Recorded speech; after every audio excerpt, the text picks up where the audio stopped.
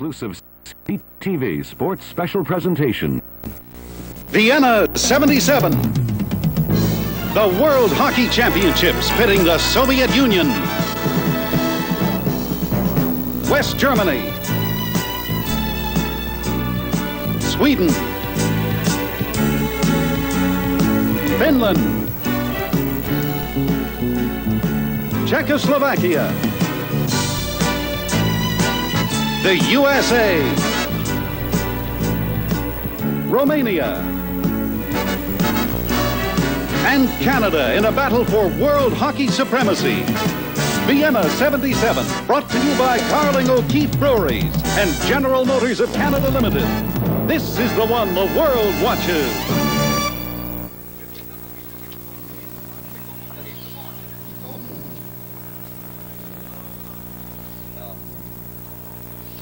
Du bist jetzt der Ruf einmal hoch, bitte. Der Ruf kommt an.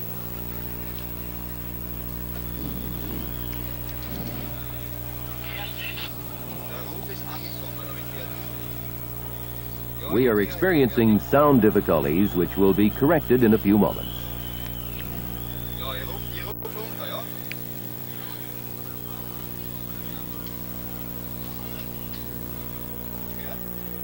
Ist okay jetzt. Was? Auf welcher anderen Seite? Ja, das Königsberg ist da. We are experiencing sound difficulties which will be corrected in a few moments.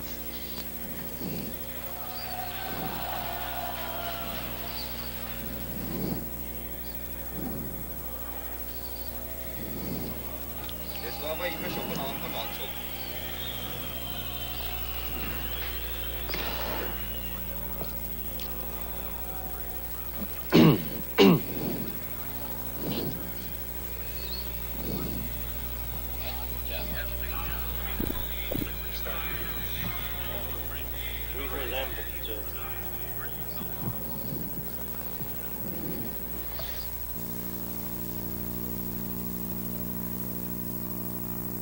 We are experiencing sound difficulties which will be corrected in a few moments.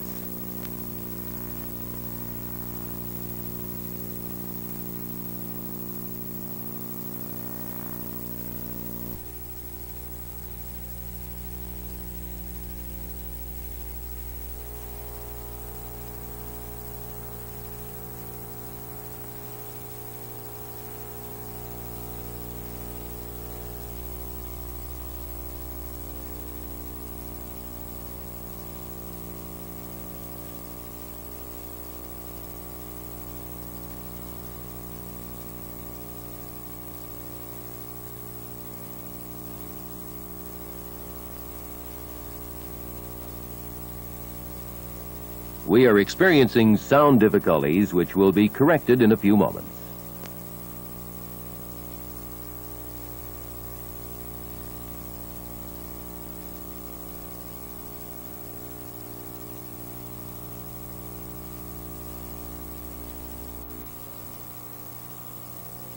We are experiencing sound difficulties which will be corrected in a few moments.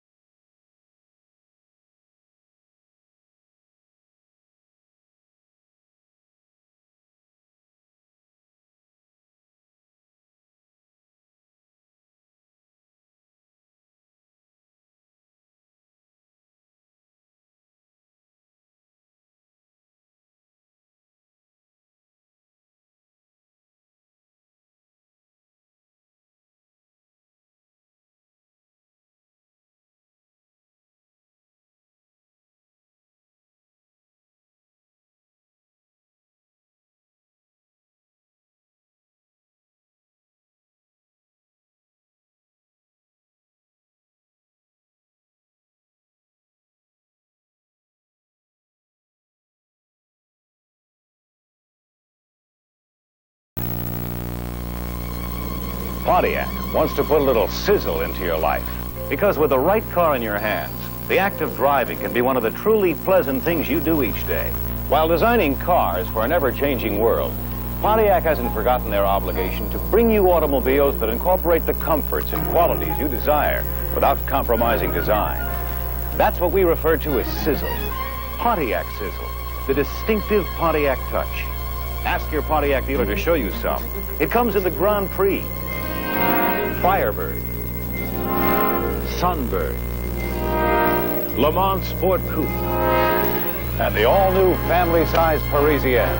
If you love to drive or would like to experience the sizzle real soon, ask your Pontiac dealer for a test drive. Put a little sizzle into your life. Nobody's got it like Pontiac's got it.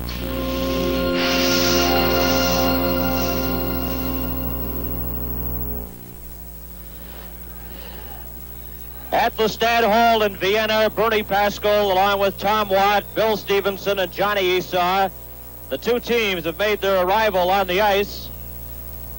And the Soviets are lining up at their blue line, and Team Canada lined up at their blue line. Referee for tonight's game will be Stig Carlson, wearing jersey number 3. And the Soviets in the familiar red, and now the fanfare prior to tonight's game.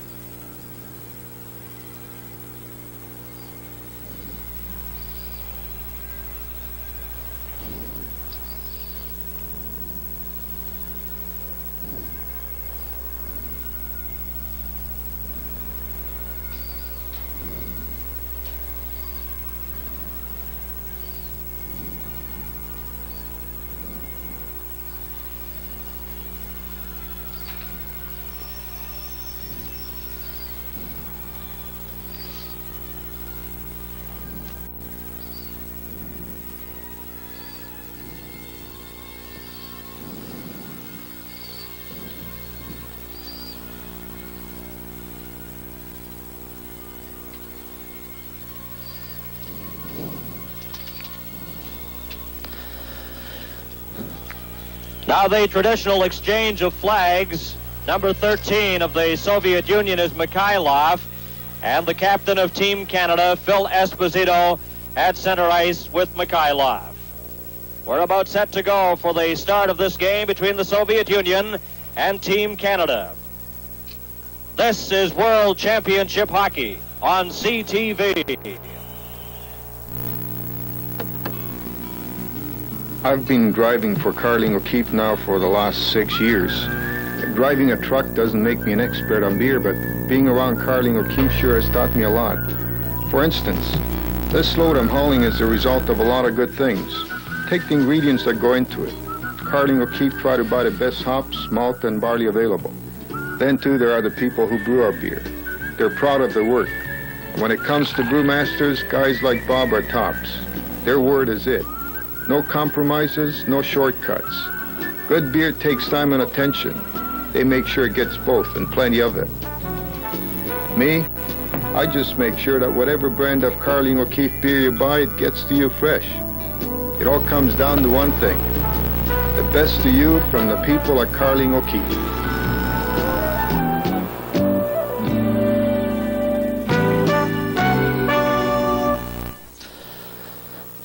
Welcome back to the Stad Hall in Vienna, Austria.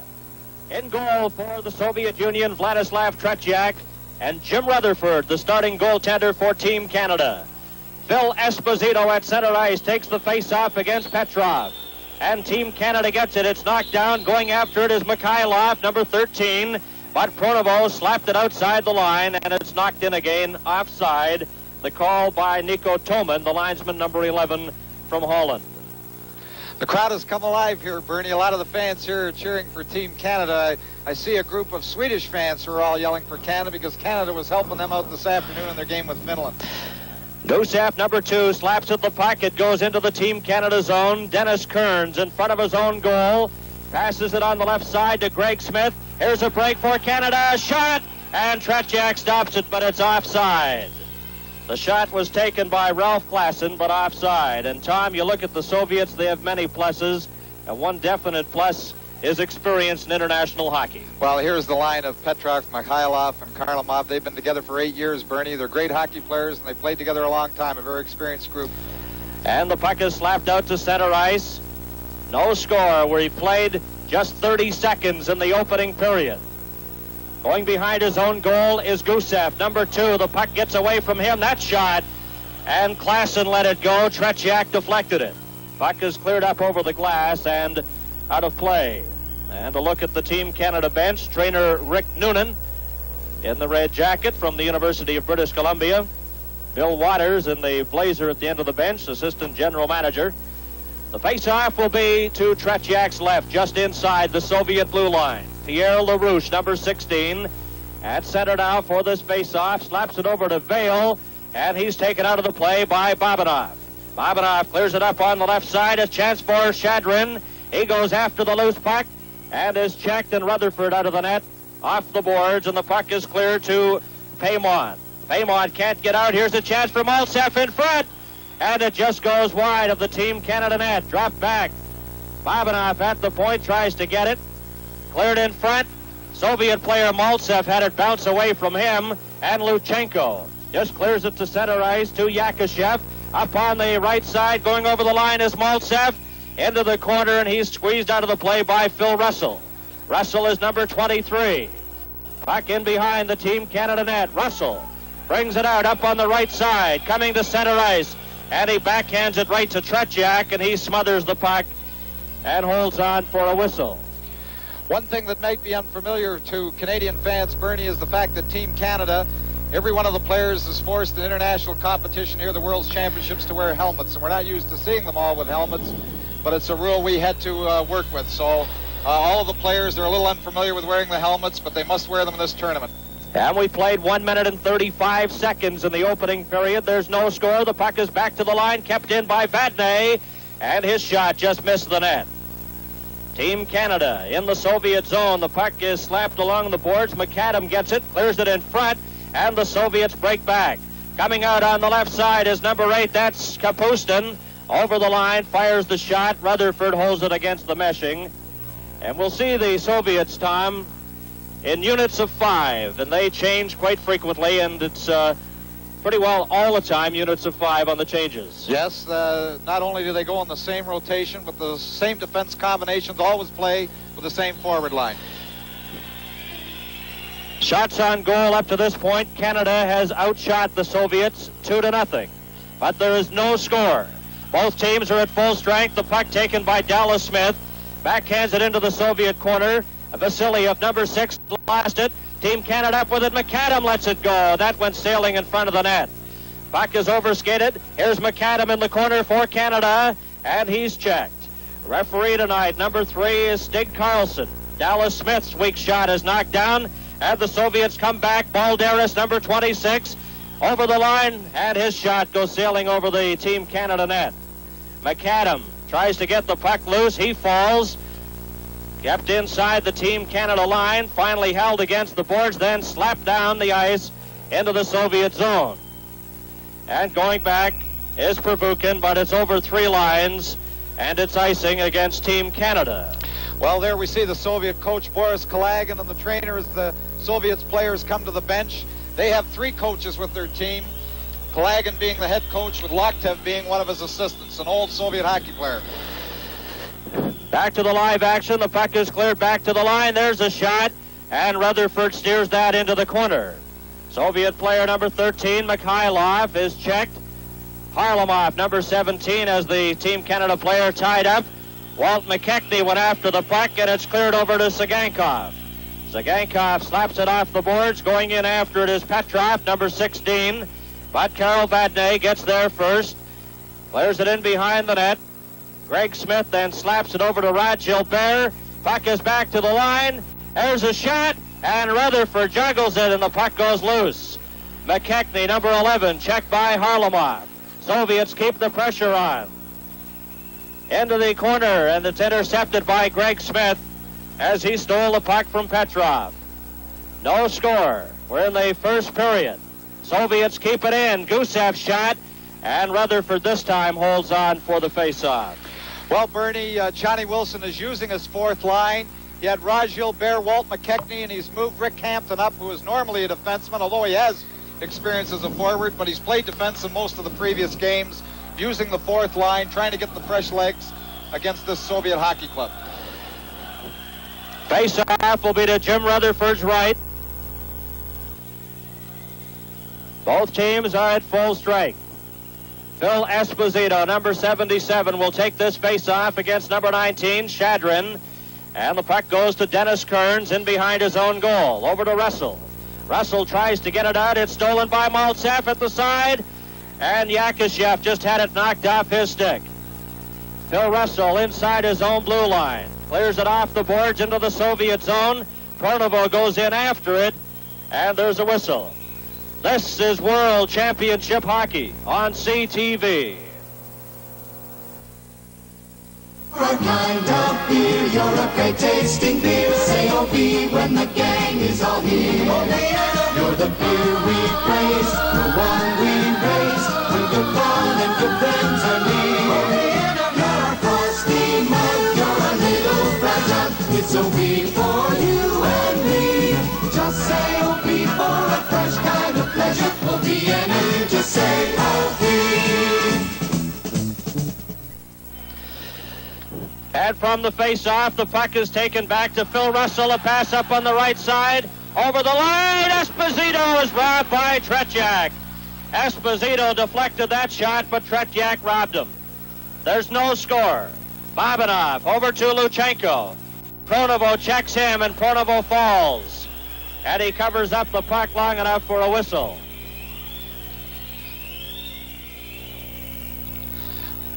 Well, Pronovo made a good play. Here we have him breaking over the line, coming wide on Luchenko, throws it across, and here we see Phil Esposito just coming across, getting a stick on it.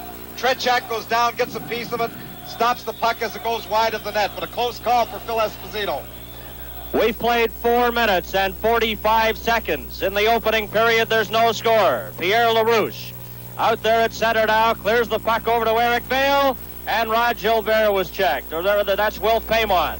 Puck slapped out by Balderas. Here's a break going over the lines. Looked off in front, and Rutherford covers up. Big save by Jimmy Rutherford. Well, Jimmy Rutherford made a great save there. Zhluktov, who came in from the side, breaks down the side with the puck, slides it across. Here we have Kapustin moving. Rutherford coming across the net. Kapustin can't get all the wood on it. Makes the save as it goes under his pad. Face off to the right of the Team Canada net. Back to the line. There's a shot. And Vasiliev let that go over the top of the Team Canada net. Puck is slapped out to center ice. A race for it. And back there is number 12, Pervukin. Pervukin feeds that pass to Zhluktov. He's checked by Pierre LaRouche. And going back inside his own line, Pervukin. Passes over to Vasiliev, and he goes in behind his own goal. A pass right up the middle for Shalamov on the right side, and the puck just failed to get to Zhluktov, but carrying on is Kapustin. And Team Canada's Eric Vale to Pierre LaRouche. There's a shot, and Tretiak deflects that high and out of play. A reminder, the telecast of this game is presented solely for the interest of our viewers. And from Vienna, World Championship Hockey.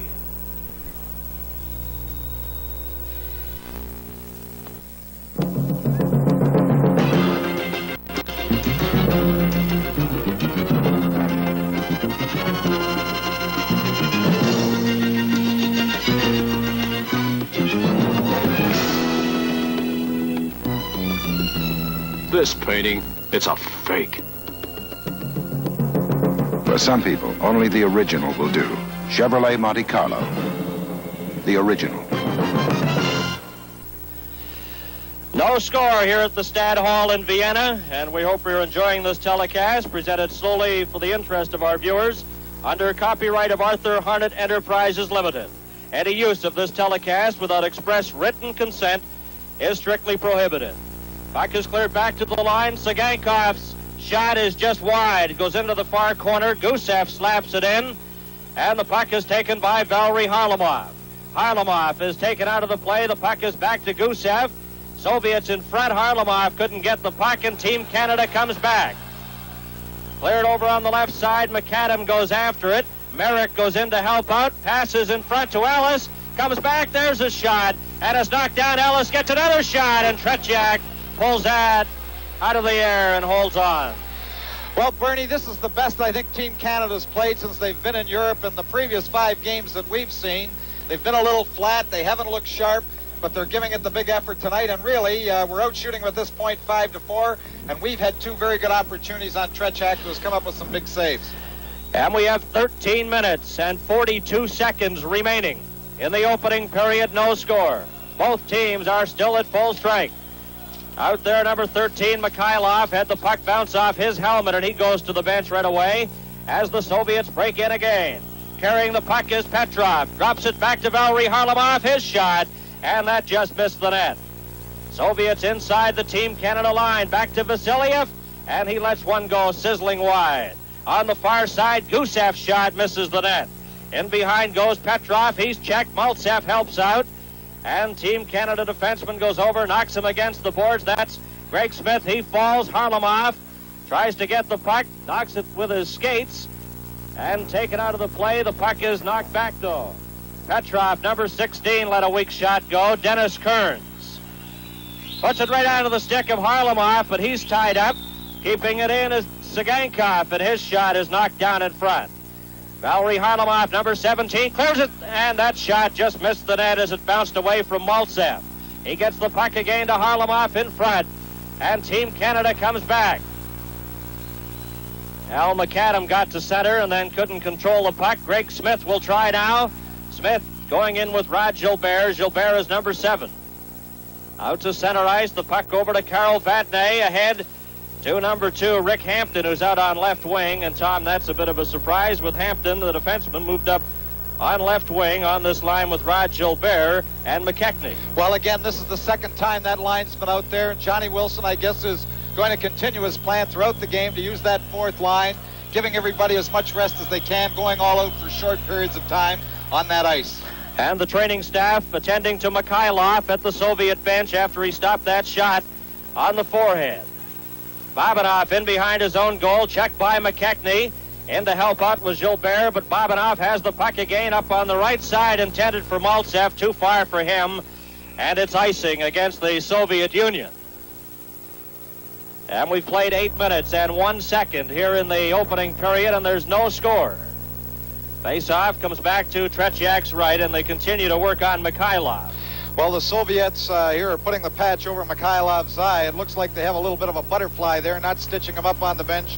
Probably going to wait till the end of the period. Adversaire, chaque rival, ce qui n'est pas facile, et on a pu voir il y a quelques instants la sortie de Maltsev.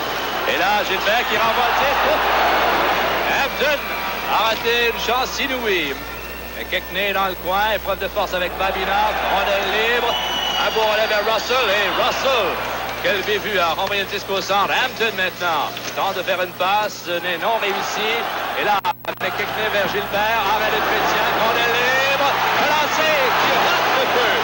Ça met du bâton de Bill Russell en contre-attaque. Là, c'est le but des Soviétiques, le numéro 26. Helmut de Balderis. Et c'est toujours ce qui se passe quand on rate de belles chances à une extrémité. Assez difficile à s'expliquer. Une si belle occasion ratée par Bill Russell, qui a tiré juste à côté du filet alors qu'il avait tout le temps de bien s'ajuster et de décocher un tir précis. Et aussitôt après, ce fut la descente à 3 et selon leur habitude, on s'est croisé à la ligne bleue pour jeter un peu de confusion dans la défensive chez les défenseurs canadiens. Et Balderis a marqué avec une rondelle qui est tombée par-dessus le gardien. Le jeu est pris 1-0. Union soviétique, Schludkov qui tente de rejoindre le vent. Dennis Kearns cleared off the boards and up over the glass on a play.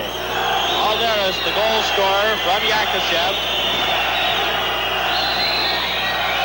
At 8:36.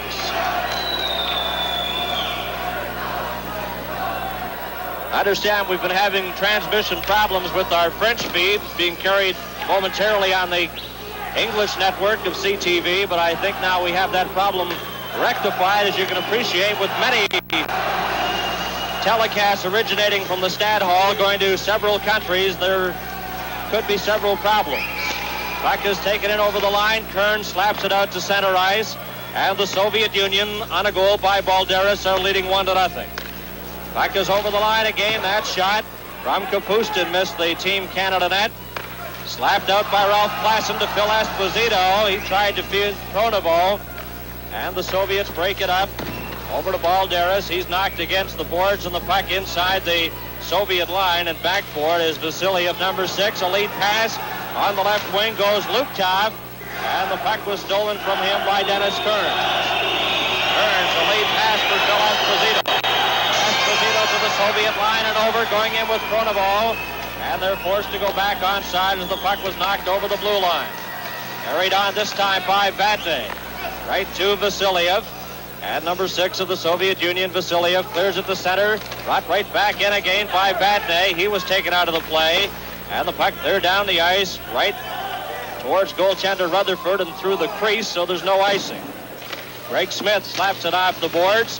Soviet player up with it. He's spun around. That's Harlamov.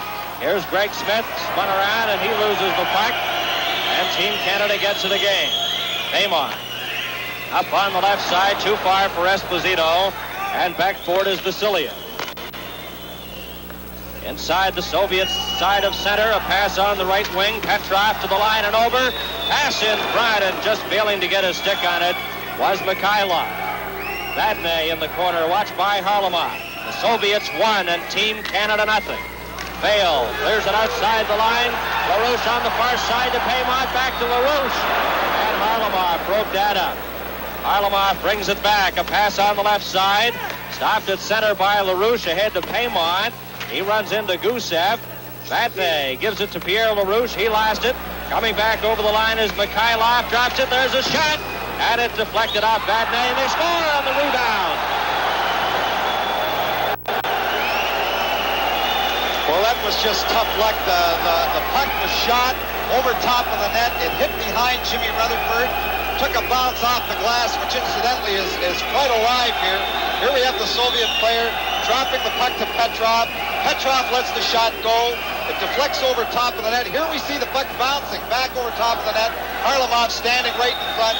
Shoots it by Rutherford. From Vienna, this is World Championship Hockey. You're looking good. I think that you Look good, darling. I don't care. Ooh, you look so good. Buick Century, looking good with a spirited, smooth-performing V6 that's reliable and practical in the Buick tradition. Here's luxury, ride, and quality that spans time and distance and comfort. Buick Century, you're looking real good. Play just underway. The puck inside the Soviet line. Kearns moves towards the front of the net. Puck is taken there by Merrick. Merrick slaps at it. Tretiak makes the stop. And back come the Soviets. Luchenko clears it outside his own blue line. The Soviet Union on goals by Balderas and Harlamov are leading 2-0. And we have 7 minutes and 57 seconds remaining in the opening period. Mikhailov was stopped as he fed the puck ahead to Zluktov. Now Babanov, number 4, will try. He gives it to Mikhailov, circling inside his own line. Up on the right side, Kapustin, and Rutherford comes way out of the net. And he gives it up to Phil Russell. Russell to McKechnie, ahead.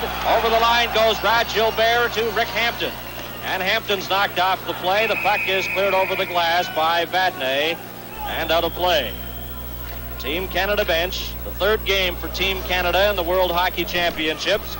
They defeated the United States 4-1, but they lost to Sweden 4-2. And they're trailing this game 2-0. 7 minutes and 28 seconds remain in the first period. Vasiliev off the boards, intended for Balderas, and they're covering up as number 20, Dallas Smith.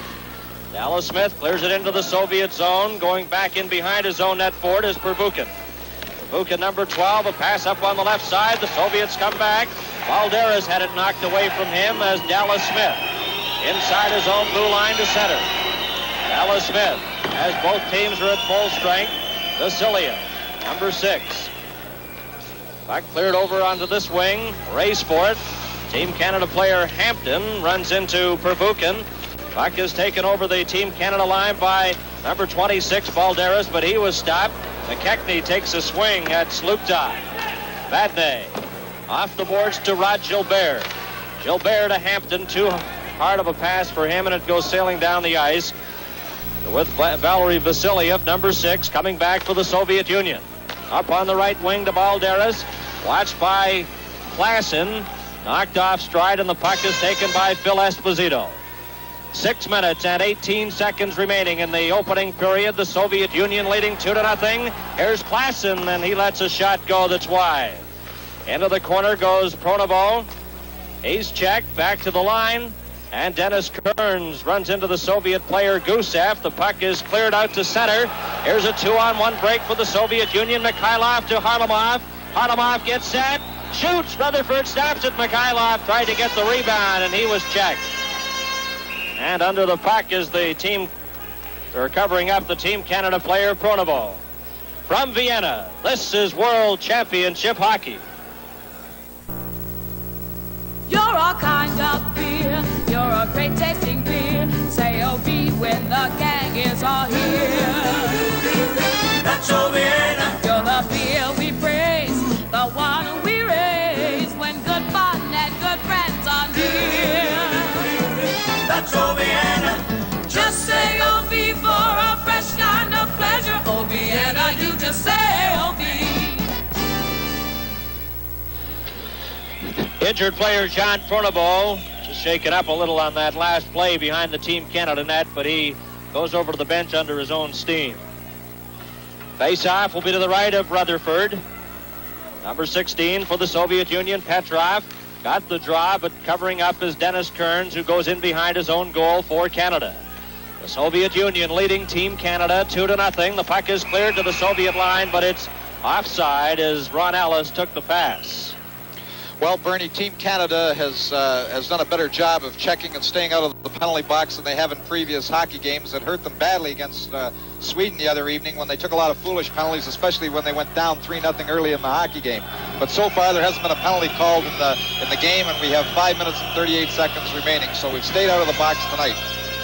Face-off inside the Team Canada line. Greg Smith runs into the Soviet player. That was Shadrin, but going back in behind the net is Maltsev. There's a shot from the side. They score.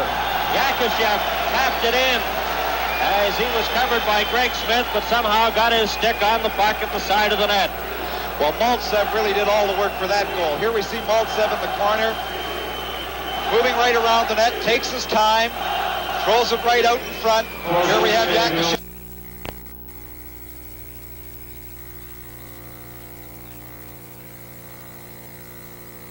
Who was standing unmolested off the side. Yakashev sneaking in behind the Team Canada defenseman Greg Smith. And as Tom mentioned, Smith got there just a second too late as Yakashev had sent the puck under Jim Rutherford, and the Soviet Union leads 3-0. And we have 5 minutes and 23 seconds remaining here in the opening period. Babanov clears the puck, circling around center ice. Mikhailov. Soviet Union at full strength. Yakashev had the puck bounce away from him. Goes over the line, and the players hold it there for a whistle. Balderas from Yakashev at 8:36, the first goal. Harlamov from Petrov at 11:09 was the second goal. And Yakashev getting that last goal at 14:32. And Maltsev assisting on the third Soviet Union goal. Pervukin at his own blue line, drops it into Vasiliev, and Vasiliev over to an open wing, but there to pick it up is Balderas, number 26. He has scored one of the Soviet goals. He was checked by Pierre LaRouche, and he's looking for the official. Vasiliev then clears it, hit the Soviet player's skate, and back in after it is Kapustin, number 8, gives it to Zluktov. Zluktov tries to backhand it over. LaRouche stopped him. Here comes Esposito into LaRouche, and he failed to get it. Oh, and Vasiliev almost shot it right on his own net. Just hit the mesh behind. Zluktov, number 22 for the Soviet Union. Up on the left side, it's stopped. Backhanded in. Vasiliev knocks it down. Going after it is Bale. Vadnais has it in front. Drop back. Vale gets a weak shot. Vadnais deflects it. Over to Vale again. And he's spun around, gets the puck over momentarily, then he's checked, and the puck is brought back inside the Team Canada line. Russell runs into the Soviet player, but Russell falls. This is Balderas. He's stopped. LaRouche goes after the puck, left it there for Russell. Russell over on the far side to McAdam. He overskated it, and the puck is knocked outside the blue line. Balderas gives it right to Al McAdam. McAdam to Russell. Russell tried to feed it in front. The Soviet players, Luketov, knocked it down. Kearns tried to feed a pass over. It's taken by Mikhailov. We have 3 minutes and 31 seconds remaining in the opening period. The Soviet Union leading 3-0.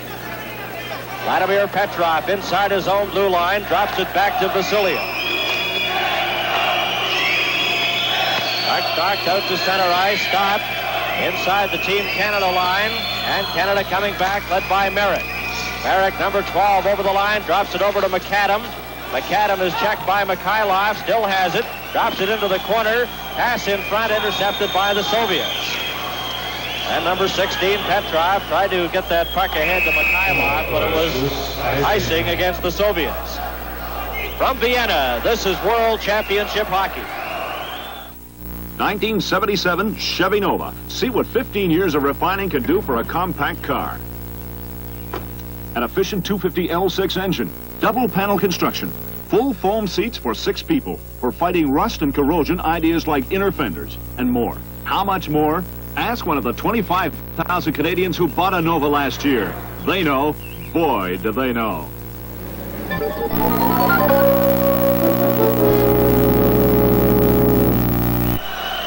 Two minutes and 57 seconds remaining in the opening period. The puck cleared out to center ice, and the Soviet Union leading by a score of 3-0. Balderas, Harlamov, and Yakishev have been the goal scorers here in the opening period. Greg Smith clears the puck into the Soviet zone. Gusev fires it right back out. Vadnais slapped away at it. Valery Harlamov, number 17 for the Soviet Union. Puck was knocked away. McKechnie now has it for Team Canada. Drops it back to Vadnais. Vadnais circling to the right of Rutherford, ahead to McKechnie, and he deflects it down the ice. This will be icing, and brought back to the right of Jimmy Rutherford. Babanov, number 4, one of the great young defensemen of the Soviet Union, heading out. Number 16 is Petrov, and number 7 is Sagankov. Number 2, the veteran defenseman Alexander Gusev, who has one of the hardest, most accurate shots on the Soviet Union hockey team. 2 minutes and 19 seconds remain, and action underway here in the opening period. Puck is over to Shadrin. Shadrin over to Yakishev. Yakishev had it bounce away from him. Dennis Kearns goes in to get it. And Kearns at the side of his own goal. Out to Pronovo. Pronovo gets it outside the blue line, goes after it. Klassen tried to get it at center, but there to cover up is Shalamov. To Babanov. Babanov, number 4, brings it out for the Soviet Union up on the left side. Soviets on the attack. Kearns broke up that rush. 1 minute and 45 seconds remaining. Number 19 is Shadrin. Gives it over to Yakishev. Yakishev up on the left wing side to Shalamov, and Kearns broke that up. Pronovo slaps it ahead to Phil Esposito. Goes into the Soviet zone. Babanov off the boards, and it comes outside the line where Dennis Kearns has it. Kearns just clears it into Esposito. It's offside at the Soviet blue line. Well, Team Canada is trying to get that play at the blue line, make a nice little play to move in to get the shot. They're having difficulty if they're forced to dump the puck in. The Soviets, if they gain possession quickly, move it out quickly and control the puck. And it does little to Team Canada if they're going to continue to dump the puck in just into the corner, because once that Soviet team gains possession in there, they don't give it up easily. 1 minute and 23 seconds remaining. Soviet Union leading 3-0, and both teams at full strength. Dallas Smith, he lost it momentarily, gets it again ahead to Eric Vale, and Vale clears it down the ice. Vasilia in front of his own goal, a long pass on the far side intended for Shalamov, broken up by Karl Vadnais. Vadnais had it fed over to Paymont, who in turn lost it to Zhlukov, and the Soviet Union brings it back over the line again, and then it was slapped out all the way down the ice. Verbuchen with 51 seconds remaining. Number 26 is Balderas, leads the pass over. Over the line goes Kapustin, a pass in front, and it's broken up by Vadnais. 39 seconds remaining in the opening period. Back comes Team Canada. Dallas Smith clears it in way wide of the Soviet goal. In after it goes the Soviet player Vasiliev. He's tied up at the side. And Tretiak was knocked out, and the Team Canada player couldn't get a shot. As there's a mix-up in the corner, there's Vasiliev and Paymont are holding on to each other, exchanging a few glances and words, but that's about the extent of it. Icing is the call against the Soviet Union. Well, there we have Valery Vasiliev, and he's one of the hitters on the Soviet club. Probably the best body checker they have of all their defensemen, and he doesn't mind mixing it. And he took Paymont pretty hard into the boards after the play was made coming out of the corner. Vladislav Tretiak will be 25 years old tomorrow. He's been playing with the national team for 8 years. And what a performer he's been for the Soviet Union, and he's kept Team Canada off the scoreboard in this game.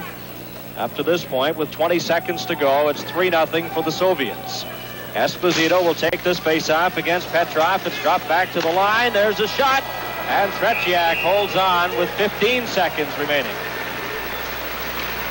Balderas, Harlamov, and Yakushev have been the goal scorers here in the opening period. Face-off again to the left of Tretiak, who wears sweater number 20. Phil Esposito, Pronovo on the left side. All set now. Soviet player came into the face-off. Petrov a little late as he went over to the bench. Puck cleared in front and is taken by Mikhailov. Mikhailov on the right side. Dumps it out to center. There's a long shot. And Petrov missed the net on that one. As we have 1 second, there goes the horn. And the first period is over. And a rather interesting statistic in the shot department there, Tom. Yes, the shots are even. The Soviet Union 9, Canada 9, but the Canadian team didn't have a shot on goal in the last 7 minutes of that period. So Canada started well, but the Soviets took over midway through the period. On goals by Balderas, Harlamov, and Yakushev, the two teams skate off the ice with the Soviets boasting a 3-0 lead. A reminder, this is World Championship Hockey on CTV. You're a kind of beer, you're a great tasting beer. Say O-V when the gang is all here. You're the beer we praise, the one we raise when good fun and good friends are near. You're our frosty mug, you're our little brown jug. It's O-V for you and me. Just say O-V for a fresh kind of pleasure. O-V-N, you're our kind of beer. You're our kind of beer, you're a great tasting beer. Say O-V when the gang is all here. You're the beer we praise, the one we raise when good fun and good friends are near. You're a frosty mug, you're a little brown jug. It's O-V for you and me. Just say O-V for a fresh kind of pleasure. O-V and you just say O-V.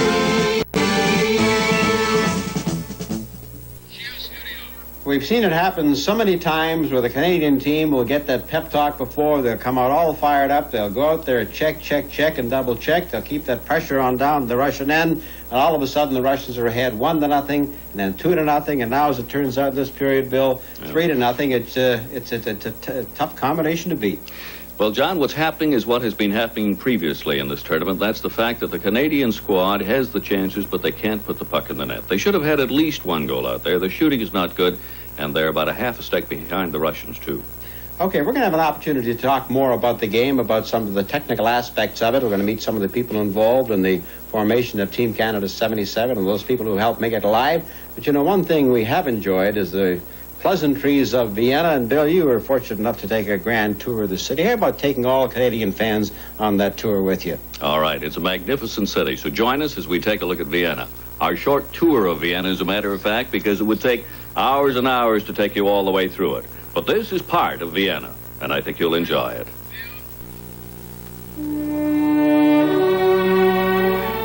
Ideally, the praises of Vienna should be sung rather than written. And the song should be about this city of the muses, this capital of music, or as they say in Vienna, Stadt der Lieder, the city of song. The charm of the old city, 2,500 years old, one of the 23 districts that make up this natural center of Europe, peopled by 1,800,000 inhabitants. Hero Square, part of the Imperial Palace. The statues are of Prince Eugene Savoy and Archduke Charles, who was hailed as a conqueror of Napoleon. The Hofburg Imperial Palace, one-time residence of the ruling Habsburgers, and an outstanding example of Baroque architecture.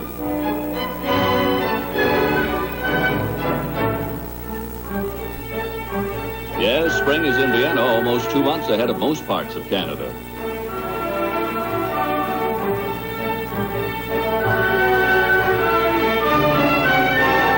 The tourists congregate at the famous clock at Vienna's Hoher Markt at 12 noon.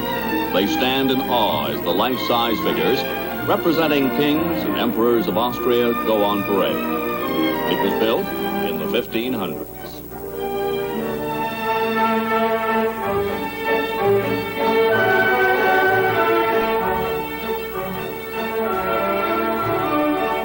Now, the monument of the Waltz King, Johann Strauss, outside the Waltz Palace, where concerts and waltzing, naturally, take place in the open air. Vienna is not only a city of music. One of Beethoven's 32 houses, all located in and around the wine village of Grinzing on the city's outskirts.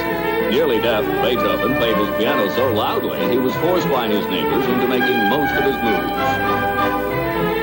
Schönbrunn Palace, the favorite residence of the Roman, German, and later Austrian emperors. The Habsburgers used it as their summer residence after Marie Theresa had it built to house her 16 children. There are 1,440 rooms and 1,000 servants to run the palace. Today, because of its magnificent gardens and ornate rooms, it is the #1 tourist attraction in Vienna.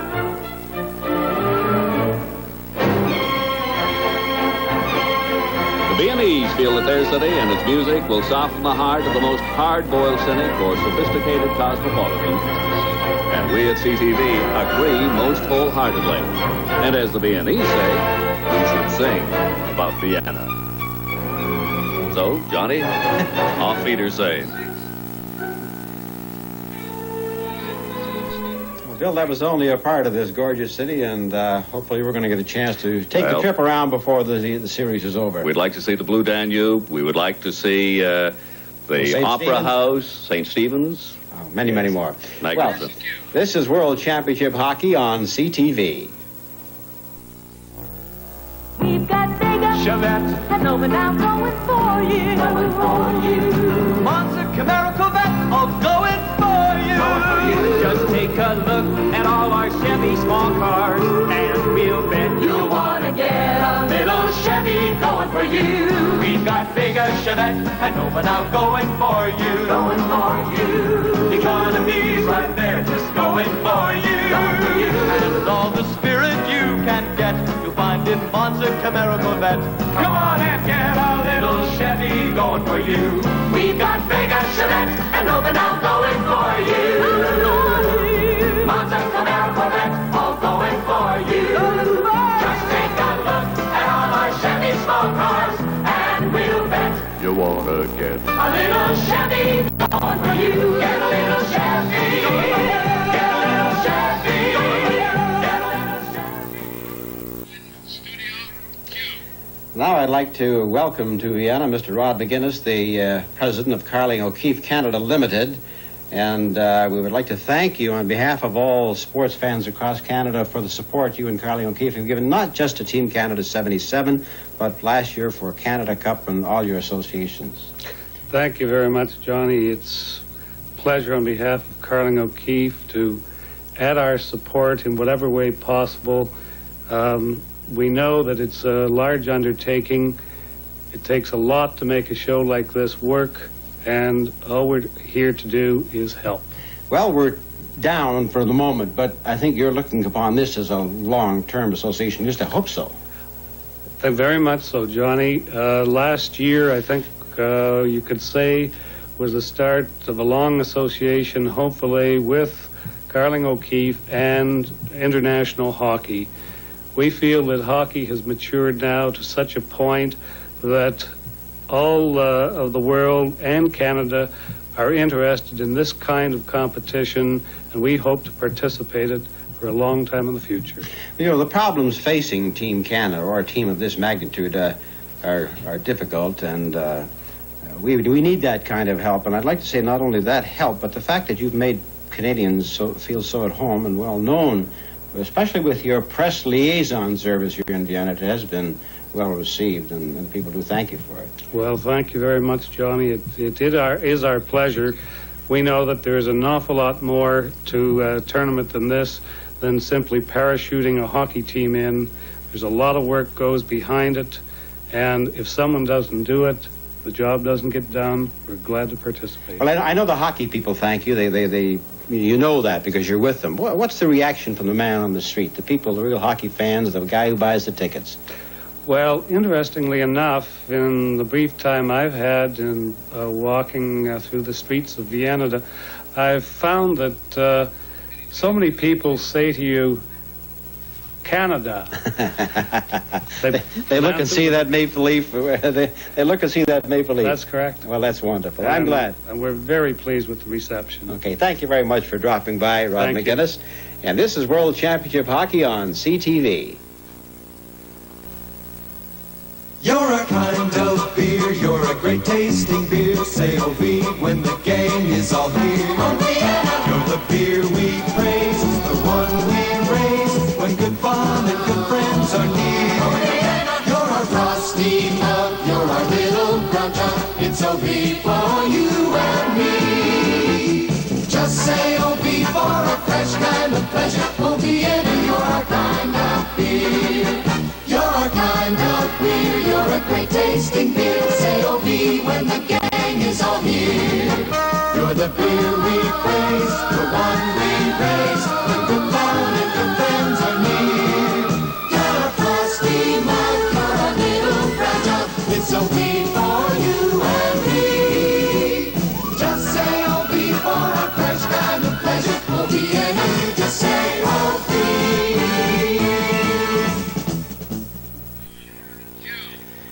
And so the first period is over. Canada is trailing by a score of 3-0, and the reasons why that, of course, is a 3-0 gap at this point. I think on play, as Tom Watt pointed out, it was all even on shots on goal at 9-9, but as is usually the case, we're usually coming from behind, struggling.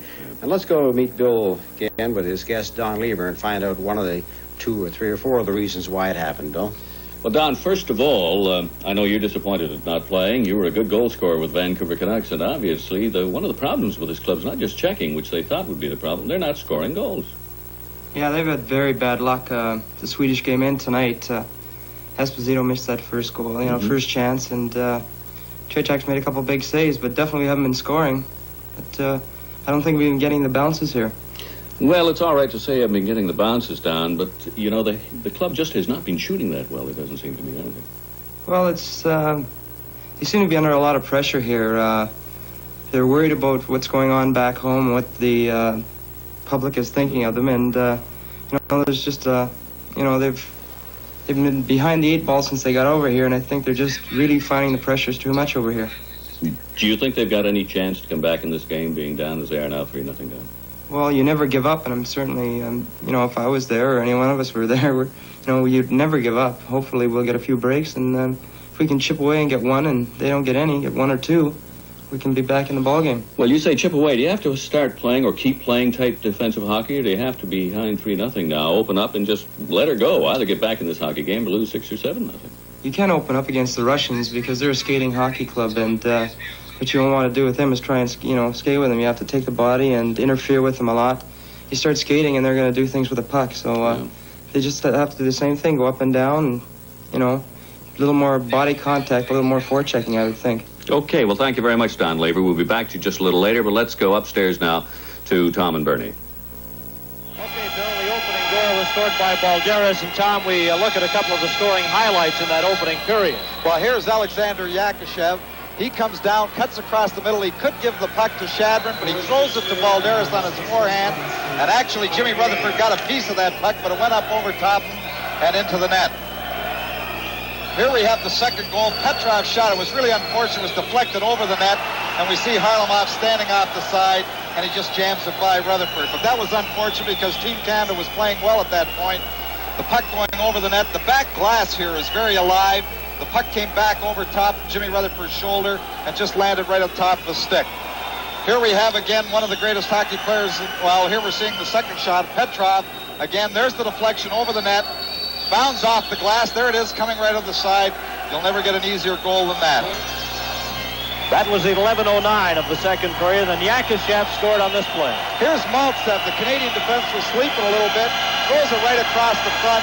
They left Yakushev all by himself, and he just jammed it by Rutherford very quickly. But Maltsev had all kinds of time to get the puck in the corner, go around the net, throw it right out in front to Yakushev. Here he is again, and there's no Canadian defenseman here. He has time, takes it behind. There we have the Canadian defenseman losing track of Yakushev at the end, and he just jams it right by Rutherford for the third goal. And the young defenseman Greg Smith there had Yakushev sneak in behind him. Now let's go back to Johnny Esau in our studio. You can't bounce that puck straight off the boards, but you could off the glass, and it turned out to be a goal. This is World Championship Hockey on CTV.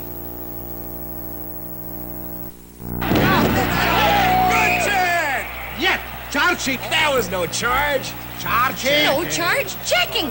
That's just like we have at the TD Bank. We have a personal checking account, and when we keep a minimum balance of $200 or more during a complete statement period, the TD automatically cancels the 16-cent charge on all the checks we wrote in that period. No charge checking. No charge checking? No charge checking. It's not a big deal. But it's a good deal.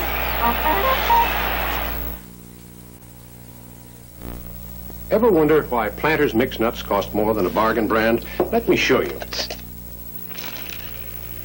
Take the peanuts out of both tins. Then weigh the cashews, filberts, almonds, and Brazil nuts that are left. Bargain brand, Planters. See, that's the difference. In fact, one tin of Planters has more cashews, filberts, almonds, and Brazil nuts than 2 tins of this bargain brand. There are lots of bargains. There's only one Planters. Second period just underway, and Dennis Kearns has the puck to the side of his own net, forced to go back into the corner after it.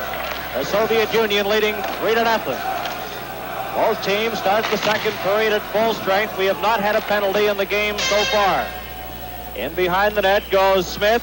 He's checked. Esposito goes in to help out, and they hold it long enough for a whistle. Well, one of the interesting things about European and international arenas is the amount of space behind the net.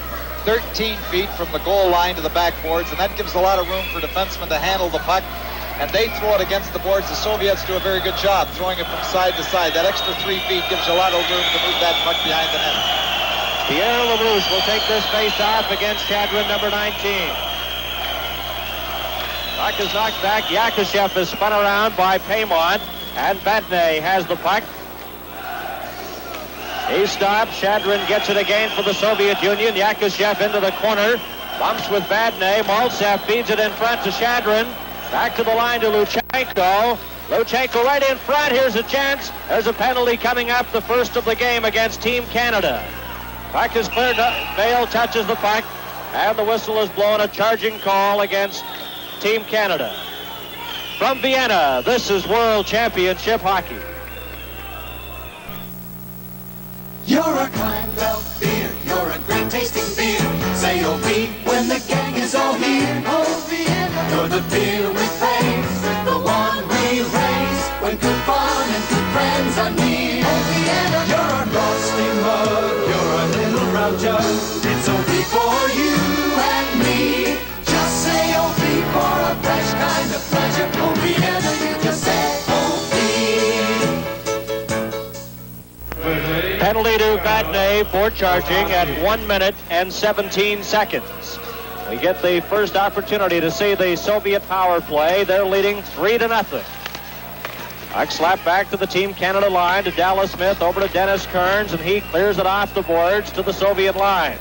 Luchenko over to Yakushev, tries to get it to Maltsev, and Dennis Kearns has it inside his own line and clears it down the ice. In behind his own goal goes Luchenko. Pass up on the left side to Yakushev. Yakushev to center ice. to the Team Canada line and over, going in with Babinoff. His shot, he scores! As he fired that past Rutherford. Well, Bobby Hull called him the greatest left winger in the world. He's someone that ought to know, but Alexander Yakushev just made a great play. He put it between one of Team Canada's players' legs in the neutral zone. Just moves. The defenders are too wide apart. Here we have him just getting by McAdam, moving in. A low shot to the stick side. Jimmy Rutherford just catches the corner, but he made a great play, moved right from his own blue line before making the shot. Just at the top of the circle. Yakushev from Luchenko, a power play goal, and the Soviet Union goes in front 4-0. I cleared back into the Team Canada zone, and going after it is Dennis Kearns, number 6. He's on defense with Dallas Smith. Smith tried to get to the puck and stopped by Zlukov and now Phil Esposito. Over the line with Pronovoy, his shot. Tretiak stops at the rebound. And the Team Canada player, Klassen, got a weak shot away. In behind the net goes Pronovoy, held there by Kapustin. Gets the puck loose again. Pronovoy at the side of the Soviet goal, trying to get a teammate in scoring position, is checked by Pervukin. Still has the puck. Pronovoy, as Dennis Kearns moves towards the net, feeds it in behind to Ralph Klassen, watched by Vasiliev, and he's held there for a whistle. Well, Bernie, it's unfortunate again. The first, here we have a little mix-up in the corner. And gives us a moment to talk to one of the Team Canada players, Mark Napier of the Birmingham Bulls. And Mark, how do you feel about the game up to this point? I'm naturally disappointed about the game so far. I think, the guys were really uptight in the first period, and they missed a lot of scoring chances. And, if they would have scored, I know it's a game, that would have been a hockey game. Mark, you have to be impressed with the play of the Soviets, though. Oh, they've been playing fantastic. It's playing a lot better than they did in the Canada Cup, and they got, all their players back. Okay, thank you, Mark Napier of the Birmingham Bulls, a member of Team Canada here in Vienna, Austria. The play is underway. Cleared back to Ronnie Ellis right in front. There's a shot, and Tretiak smothers that one and holds on for a whistle. 17 minutes and 10 seconds remaining in the second period. The Soviet Union leading 4-0. And a special welcome to our American viewers tonight watching on the PBS television network, along with, of course, Canadians from coast to coast watching on CTV. Face off to Tretiak's left. Both teams are at full strength. Harlamov turned around, gets the puck again, then is knocked down, and we get another whistle. It's unfortunate, Bernie. The first penalty Team Canada took, and actually was a good check. Vadnais put a good a body check on Maltsev in the corner. He hurt him a little bit. Really, the first penalty they take, Soviet power play, a great power play. Yakushev made it 4-0, but you just can't afford to take penalties against the Soviets.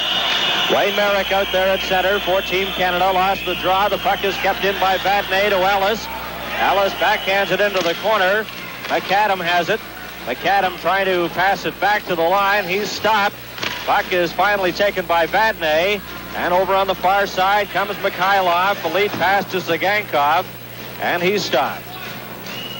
At the Team Canada line is Greg Smith.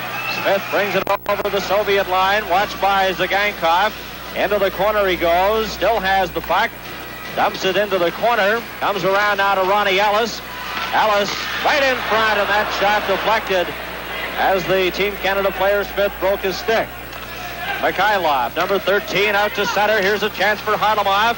Going over with Maltsev, drops it back. There's a shot kicked out as the shot taken by Petrov. Smith around the board. Zagankov tries to keep it in and stop. Team Canada breaks away with Ronnie Ellis going over the line. His shot, and juggled, but holding on is Tretiak. As Team Canada came close there, as Ronnie Ellis let that shot go. Here we have Ellis moving down the side. He uses the center McKechnie as a decoy, but lets the shot go. Here's Tretiak having a little trouble with it, trying to find the handle. McKechnie moving in, looking for a possible rebound.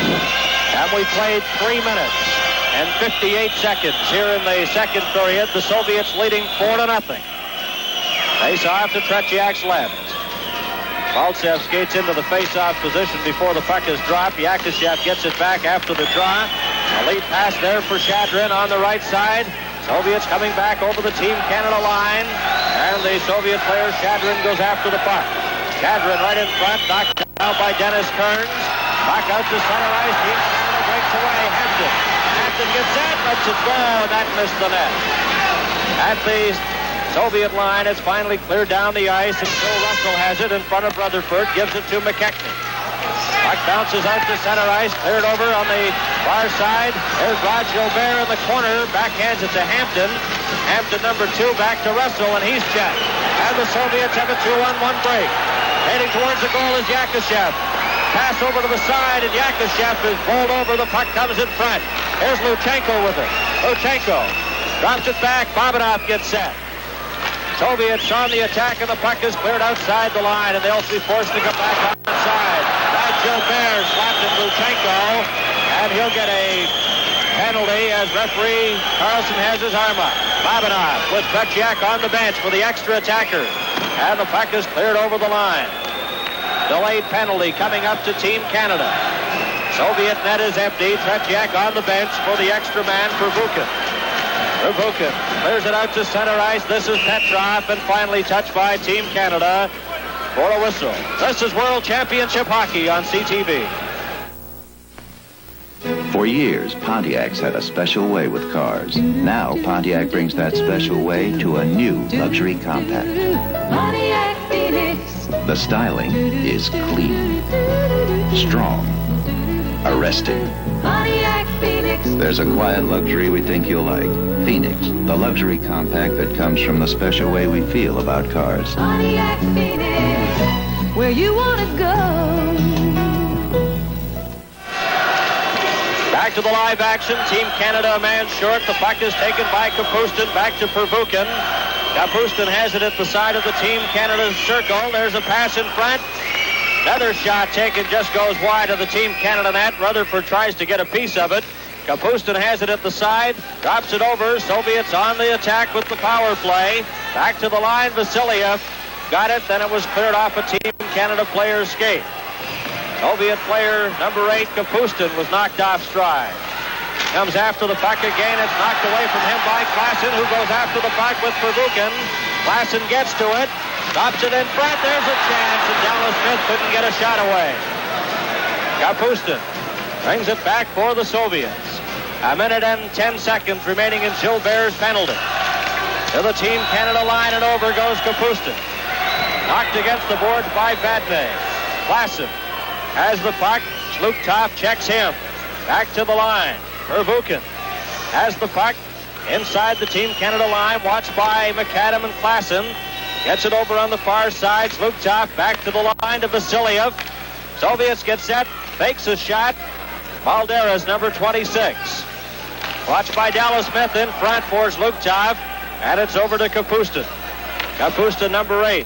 Checked by Klassen. There's a shot. Scores! That sizzling shot from the top of the circle, and it's 5-0. Well, what a shot that was by Valery Vasiliev. The Soviet team, they won't take a bad shot. They work the puck, work the puck. Here you see holding on to it, throws it back. Vasiliev moves right into the top of the circle. He says the puck comes across. Beats Jimmy Rutherford to his glove side. Here we see it from another angle. They work the puck across to Kapustin. Kapustin holds onto it.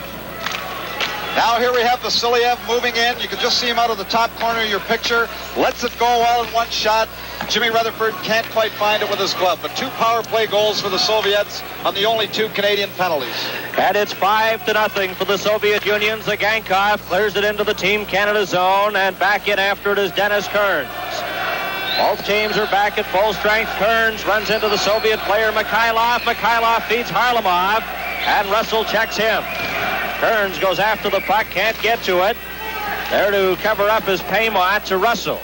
Off the boards, Vale takes the pass on left wing for Canada. And Harlamov breaks that up at center ice and circles inside his own line. 12 minutes and 25 seconds remain. Puck is stolen by Pierre LaRouche. Harlamov then takes it from him. Vale goes in to help out, but breaking out is Zagankov. Ahead to Mikhailov, too far for him. And Dennis Kearns clears it out to center. Canada coming back. Over the line goes Eric Vale, watched by Zagankov. knocked out of the play, and the puck is taken by Gusev. A late pass for Mikhailov. Mikhailov going up, trailing on the play is Petrov, and Rutherford stopped him. Gets the puck again in front, and Kearns goes into the corner after it. And the net is knocked off the peg as Paymon and Harlamov exchange a few words. Yakushev has scored 2 of the goals. Here we say Mikhailov just trying to throw that puck across. Harlamov, Petrov, who was the right shot all in one motion. Great stop by Jimmy Rutherford. The puck comes loose again, but the Soviet Union came within an ace of making it 6-0. Here we have Petrov throwing it across again. Back to the captain, Mikhailov, but the puck went off his skate into the corner and by Jimmy Rutherford. And the 5th Soviet goal was scored by Vasilyev. Here comes Team Canada. Pronovo lets it go, and that was wide of the net. Off the board, Yakushev slaps at it. He's checked. The puck bounces around on the boards there. Vadnais tries to get it. Comes back to Klassen in front of Vadnais. And he was checked there by Shadrin. Goes after the puck. Puck goes into the corner. Yakushev off the boards, gives it to Maltsev. And the Soviets break out again. Shadrin. Over the line goes Luchenko to Maltsev, and Klassen breaks that up. Coming up with Pronovo. Klassen drops it back to Pronovo. Checked by Yakushev. Goes after the puck, clears it to an open wing. Little mix-up in front of the Soviet net. Babanov and Klassen. Here come the Soviets. Shadrin. Pass over to Maltsev, and his shot went wide. Comes all the way down the ice into the Soviet zone with Luchenko back after it. 10 minutes and 48 seconds remain in the second period. The puck bounces off Maltsev's skate. Luketov carries on, and he's stopped by Karel Vadnais. Vadnais off the boards, trying to get it out, goes after the puck again. There's it to the center line, over to Esposito, and it bounced away from him. Yakushev cleared it right to the Team Canada player Esposito, and he drops it into Vadnais over to the far side. Stolen, here's a chance for the Soviets right in front. Valderas scores! Valderas set up all alone in front of the net, and it's 6-0. Well, actually, the puck was stopped. Team Canada trying to move that puck out quickly. It was trapped inside. Here we have them trying to move it. Goes back. Canadian defender throws it across. Trying to move it out just a little too fast. It's stopped by Valderas, by the Soviet player. Ahead to Valderas, takes his time, moves around Jimmy Rutherford, puts it in the top above the sprawling Rutherford. From Vienna, this is World Championship Hockey. Excuse me, is this your Chevette? Yes. I'm thinking of getting into a smaller car. What do you like best about it? What do I like best about it? The way it looks, I guess. I really think it's a sharp-looking little car. Would you recommend it? Yeah, I used to have a little. This outperforms quite a bit. They're also rust protected right from the factory. They got inner fenders, stuff like that. They're built against rust.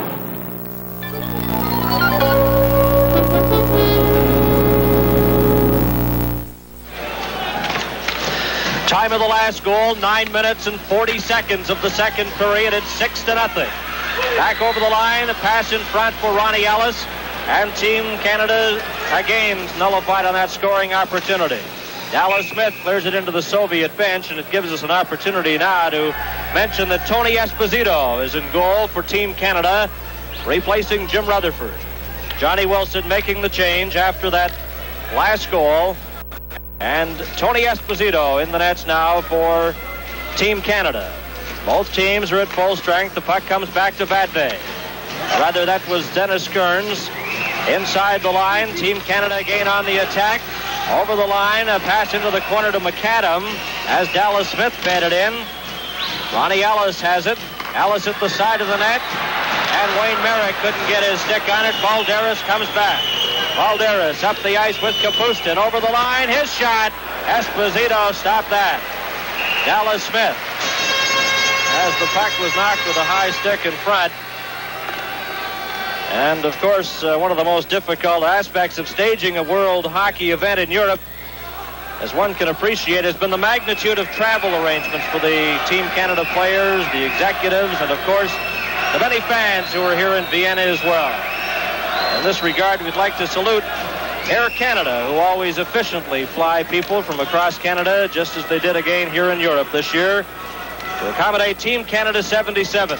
And for this, we thank them, and we know, talking to many Canadians, had just outstanding flight arrangements coming over from various locations in Canada. Many fans from British Columbia and Ontario and throughout the full CTV network area. There's a shot deflected into the net.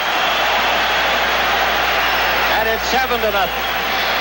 Well, there we have Petrov, one of the veterans of the Soviet club. What a great shot. That puck came across, and he didn't waste any time. Here we have Harlamov getting the puck, controlling it on his skate, looking back into the high slot.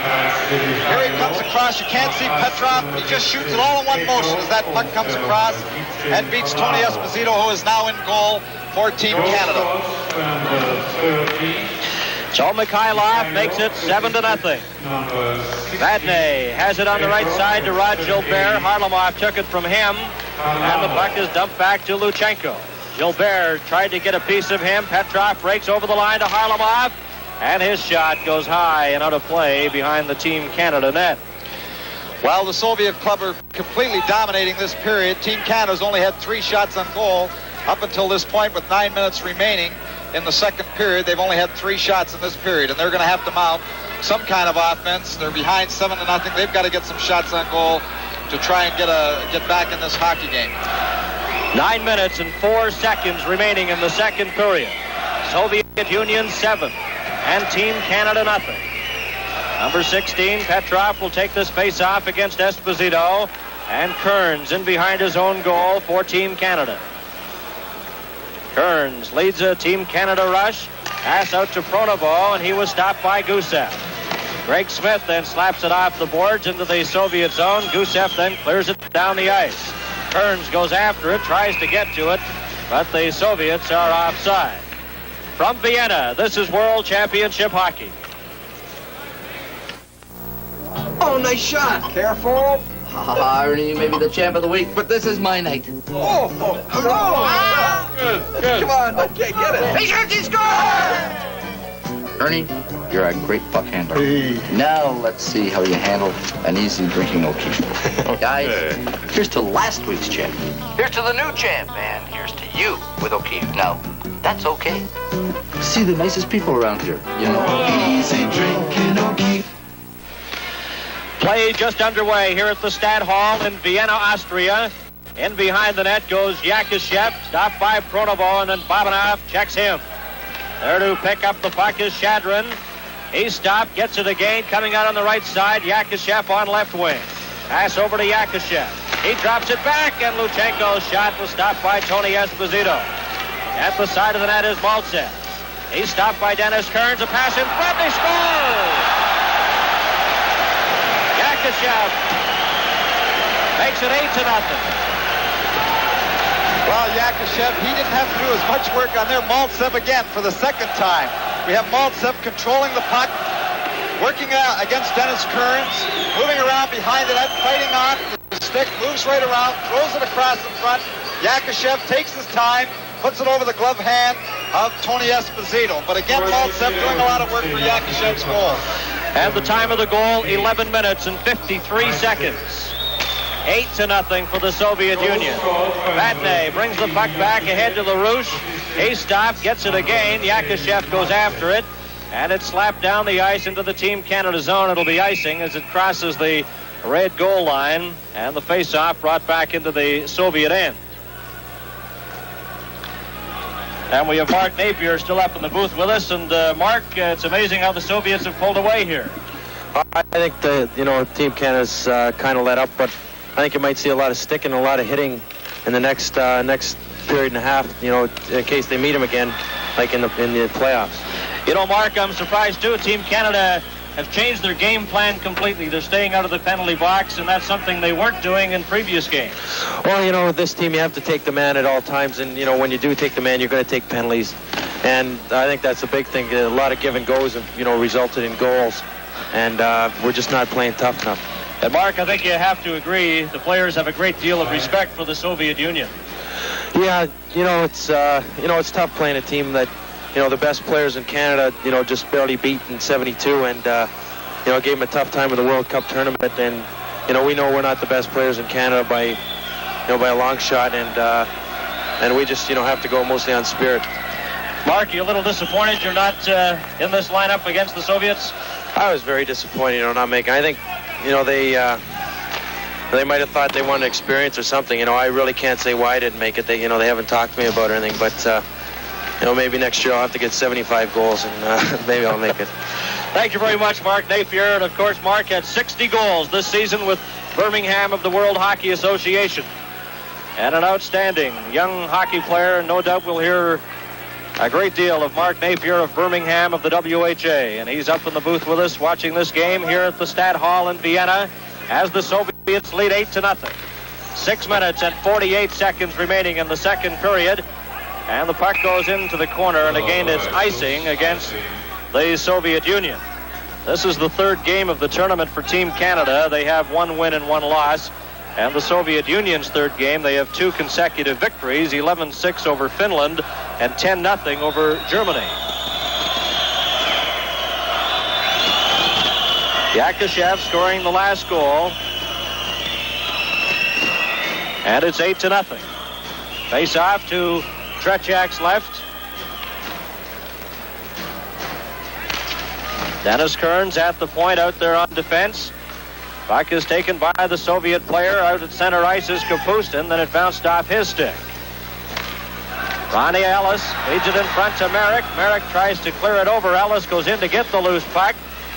Vervuken checks him, and they hold it against the boards. And Yakashev has scored 3 of the 8 goals tonight for the Soviet Union.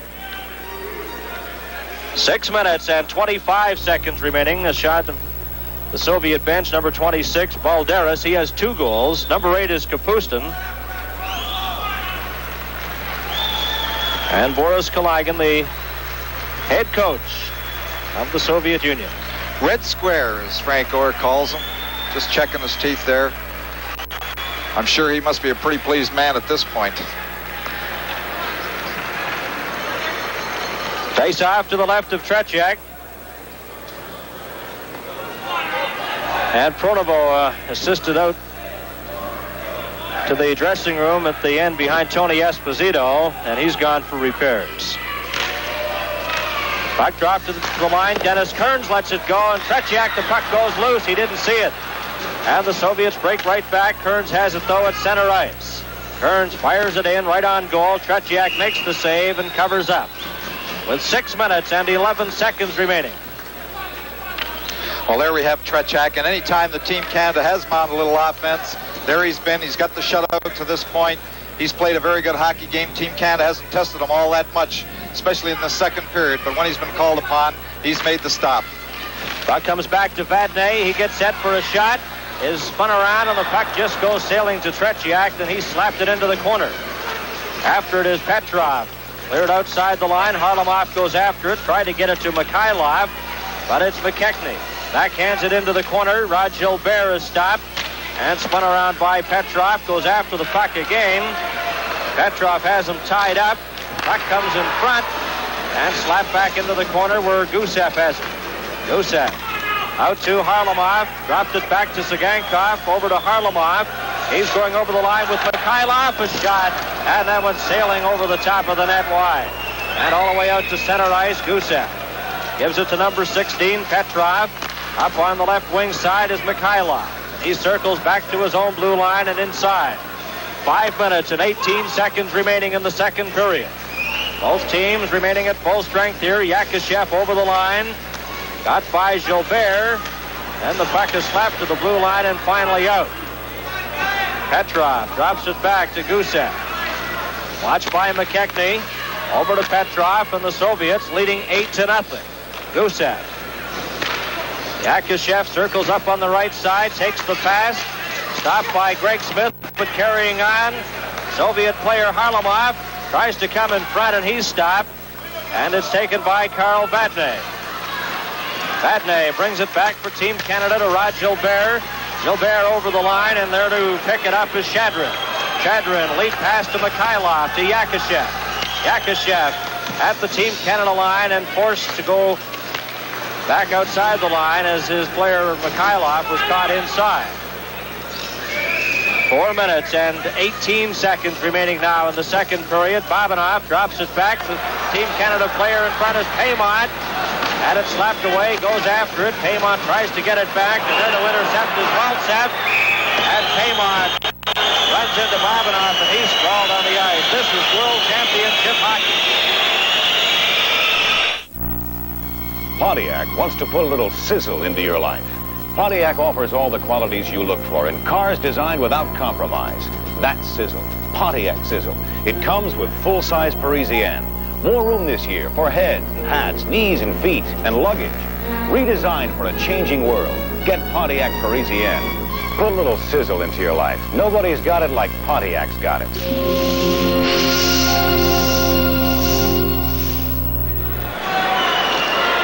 Soviet player back on his feet, Babanov, as he was hit by Paymont with the stick. Well, there was no call for that, Bernie. Losing 8-0. Babanov took Paymont into the boards in the corner. Coming off the boards, Paymont just took a stick and leveled Babanov over the side of the head. He's cut him, and Paymont has got a 5-minute major, and that's the second major of this tournament. He had the major the other night against Sweden. There he is in the box, but that's not going to help Team Canada at this point. You really can't afford the foolish penalties, as we've said time and time again. Team Canada must tolerate the tempo of the European game, and Paymont has not been able to do that so far, as he's the leading player penalty-wise in the World Hockey Championship, and he picks up his second 5-minute major penalty in 3 games. Luchenko in front of his own goal, clears it out. Dallas Smith has it for Team Canada. Dallas Smith inside his own line, drops it out. Team Canada a man short. Phil Esposito is spun around by Maltsev. Zagankov goes in, gets it over, and it's bounced off Shadrin all the way back to the Soviet line. 3 minutes and 38 seconds remaining in the second period. Luchenko, watched by Esposito, drops it back. The puck fed ahead to Shadrin. On the right side goes Maltsev. In over the Team Canada line, stops. Back to the lines of the Zagankov. Over to the far side. And the shot almost deflected by Shadrin. Yakashev drops it back to Luchenko. Back to Yakashev at the side of the net. And Dennis Kearns breaks that up. He collides with Yakashev, but Yakashev has the puck. Gets it back to Zagankov. The shot. And that's stopped by Dallas Smith as Maltsev let it go. Esposito has it for Team Canada. Watched by Zagankov. Gets it out to Klassen, and he clears it down the ice. 3 minutes and 39 seconds remaining in Paymont's 5-minute major penalty. And it's cleared over the line. And it's icing against the Soviet Union with 2 minutes, 42 seconds remaining in the second period. Well, there you see Paymont in the box. And on the previous 2 Team Canada penalties to Vadnais and Gilbert, on both of them, the Soviet Union were able to score a goal. There you see the trainer and medical staff of the Soviet Union's club looking after the cut over top of Babanov's eye. That was the cut that resulted in the 5-minute major penalty being called against Team Canada. Yakashev has scored 3 of the goals. The puck is back to Vadnais, and it's deflected wide. After it is Kapustin. Soviet Union 8 and Team Canada nothing. And we have 2 minutes and 29 seconds remaining in the second period. Power play out there for the Soviet Union. Now Pervukin will try, number 12, over on the right side to Kapustin. Kapustin going in with Balderas, spun around, and then the puck is taken by McAdam and cleared right to Tretiak. 2 minutes and 9 seconds remaining in the second period. And 2 minutes and 58 seconds remaining in the Team Canada penalty as McKechnie comes right in front of the goal and stopped by Tretiak on the short side. Lukta, he stopped but gets the puck to Pervukin. Over to Vasiliev. Vasiliev had the puck bounce right towards goaltender Tretiak. McKechnie ties up the Soviet player, but breaking out now is Luktov. Luktov over to Vasiliev, in over the Team Canada line, back to Balderas. Balderas gets set, there's a shot, and it's knocked down by Rick Hampton. Valery Harlamov at the side of the goal, watched by Phil Russell. Soviets are on the power play. Vasiliev gets set, his shot, and Esposito kicks that out. Another shot from the side. Here's Harlamov getting set, and he can't fire it over the sprawl Tony Esposito. Back comes Canada, 2-on-1. McKechnie going in with Hampton. Over to Hampton in front. Scores!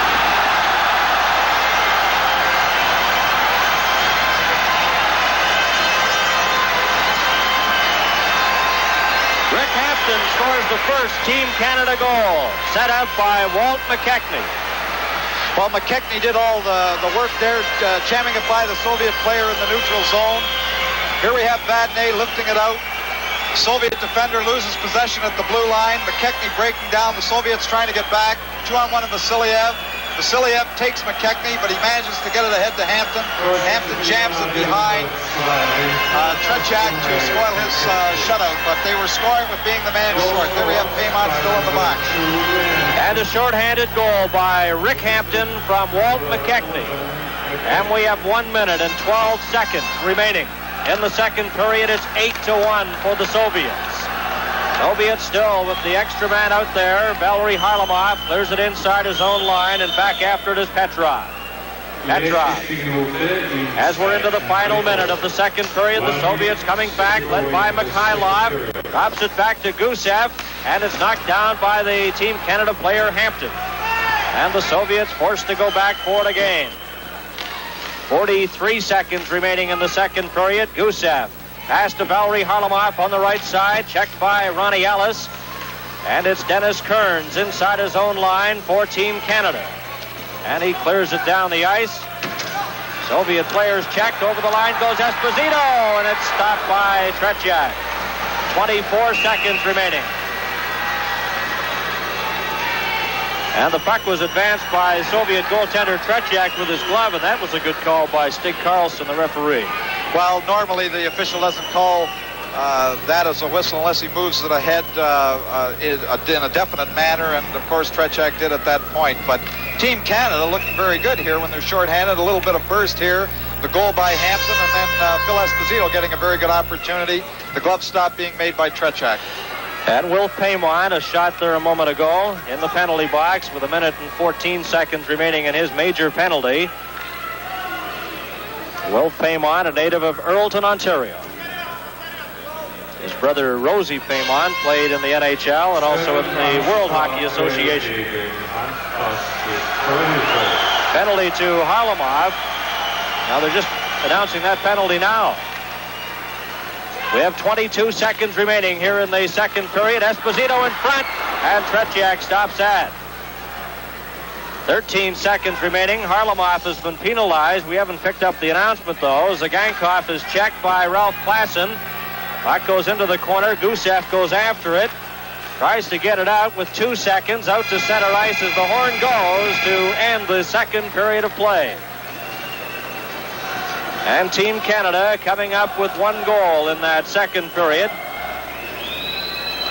And the Soviets out shooting Team Canada 12-10. And Harlamov was penalized at 19:38. Yakashev has 3 of the Team Canada, the Soviet goals. From Vienna, this is World Championship Hockey. Folks, we're here to compete in the Great Beaver River Rat Race. It's held here in Thornbury every spring. Ha! Smack crew.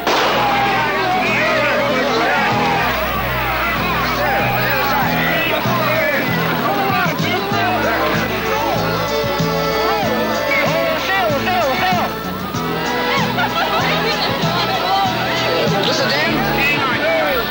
Watch your paddle.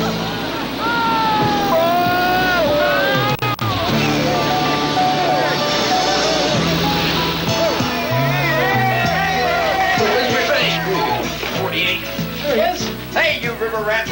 Whoa.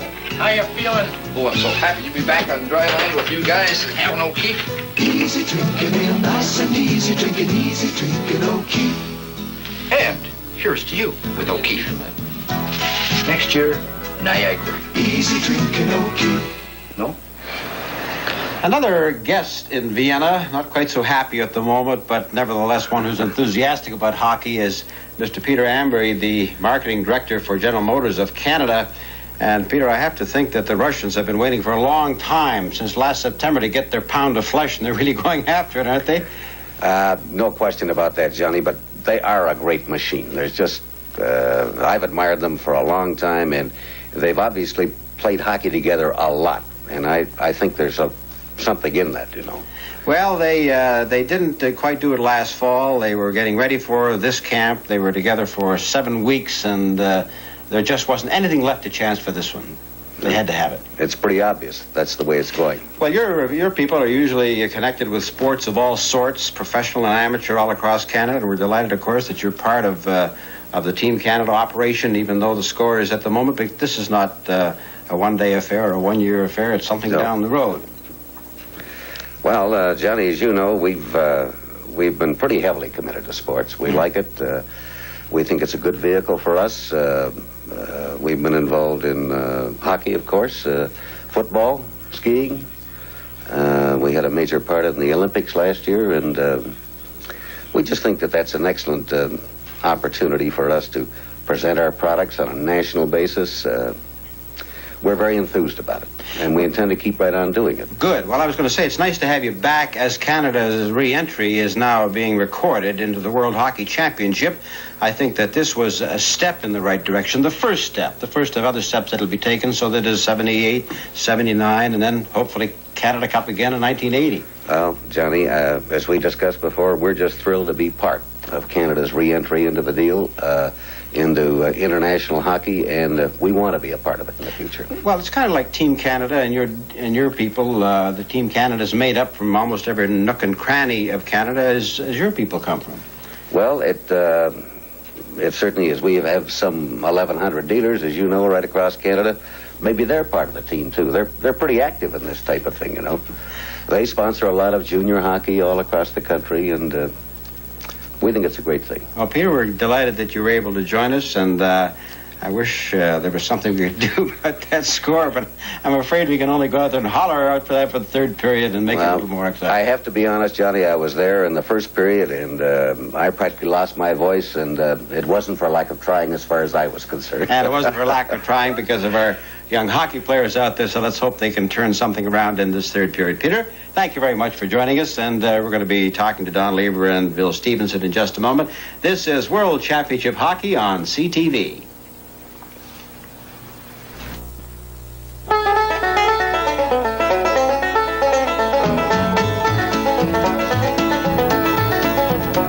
Find the people who can handle a tough job fast, and chances are you'll find Chevy trucks. Find the people who understand dependability, and they'll tell you when the going gets tough, Chevy trucks get going. Because when Chevy builds a truck, any truck, they build it tough. Start with the new one the one they call the Bison, about as mean as they come. There's some of that in every Chevy truck. From the Titan 90 to the fleet side pickup, Chevy has the trucks to do the job, almost any job. Chevy has the suspensions to carry the load, whether it's people or pies. Find the people who think if a job's worth doing, it's worth doing well, and you'll find Chevy trucks. Chevy trucks, built to stay tough. I'm very interested to hear the conversation with Bill Stevenson and Don Lieber about that second period particularly. Well, I don't know what you're going to say about it, John, because they were blasting the puck past, but I'll tell you there's one point. Mark Napier said the boys might start putting the wood on now. Do you think that's wise? Well, you know, it's just frustration right now. They had 2 penalties and 2 goals, 5-0. They're very frustrated, and you can see them. They're just, you know, they're 3 steps behind now, and I feel for them. I'll bet you do. Don, you're a member of the Black Sheep group. Now, these are the 10 players that were cut, the Black Sheep. You're going to have a look at the sweaters the Black Sheep wore in just a moment. But Mark Napier took a bit of a shot at the club. In other words, there's no doubt about it. He thought he got a bad shot when he was not kept on the team. Are there a number of players, including yourself, who feel that the team was not selected wisely? Well, they've got enough problems as it is right now, and I don't want to start too many, but definitely, you know, there's an ego thing involved and a lot of pride involved, and I think all 10 of us probably would, you know, think that we belong on the team, but, you know, Johnny Wilson and Derek Holmes chose the team, and there's nothing we can do about it, and, well, you know, we're very hurt about it, you know. Well, I can understand that. If you're an athlete, you're bound to feel that way. But it's rather interesting. The 10 Black Sheep came walking into a team dinner that took place last night. And Don, show us the sweaters you wore, will you? This is Glenn Sharpley's. He wanted me to bring this one because he wanted his parents or whatever to know that he was... that he was actually here? Over here, yeah. We got Canada on the back. Now, tell us what happened when all of you walked in, marched in. All the rest of the regular players who were playing are there now. They're eating their dinner. And in late walked the 10 Black Sheep. What happened? Well, we just were in single file, and the wives and ourselves, we had the sweaters, and we just waltzed in about 15 minutes late. I guess they didn't think we were going to show, but they were down, and we figured we would give them a little bit of a laugh, and we thought that would help them a little bit spirit-wise because they lack it, and you know, and they're very tight, and we got a laugh out of it, so we were pretty happy about it, and we just didn't want them to know, or not to think that we were unhappy about the situation. We wanted them to know we were behind them 100%. I hear you got a standing ovation. Yeah, we did. Not bad, huh? The cameras missed us. We had to go back in again. for a second try? Yeah. All right. Now, let's talk. One question that's been raised here, and I'd like to ask you about, is the fact that having wives over here hurts the team, that it's not a good thing. My wife. I won't tell your wife, by the way. Yeah. She's here. I don't. They just went through 80 games back home, and you know, a grueling season, and it's tough on them being away from their family again, you know, and their children. You know, I'm talking to a lot of the married guys, and they, you know, I think it settled them down a lot. And you know, what can you say now when you're sitting, you know, you're looking back at it and they're losing 8-1, or you know, they're down in the tournament. You can blame it on a number of things, but I don't think it has anything to do. Don't think it's a great problem. No. Right. Well, I'm sure the women are enjoying it. The wives are having a wonderful time. And this is World Championship Hockey on CTV. Guys invited me over for a little game of hockey. But what they didn't tell me was that it was hockey. I didn't even know there was such a thing as underwater hockey. But the game was invented in 1965, and now there are official rules in teams right across Canada. There are 5 men on a team, and you pass the puck and score goals just like regular hockey. They have penalties, too. He shoots. He scores.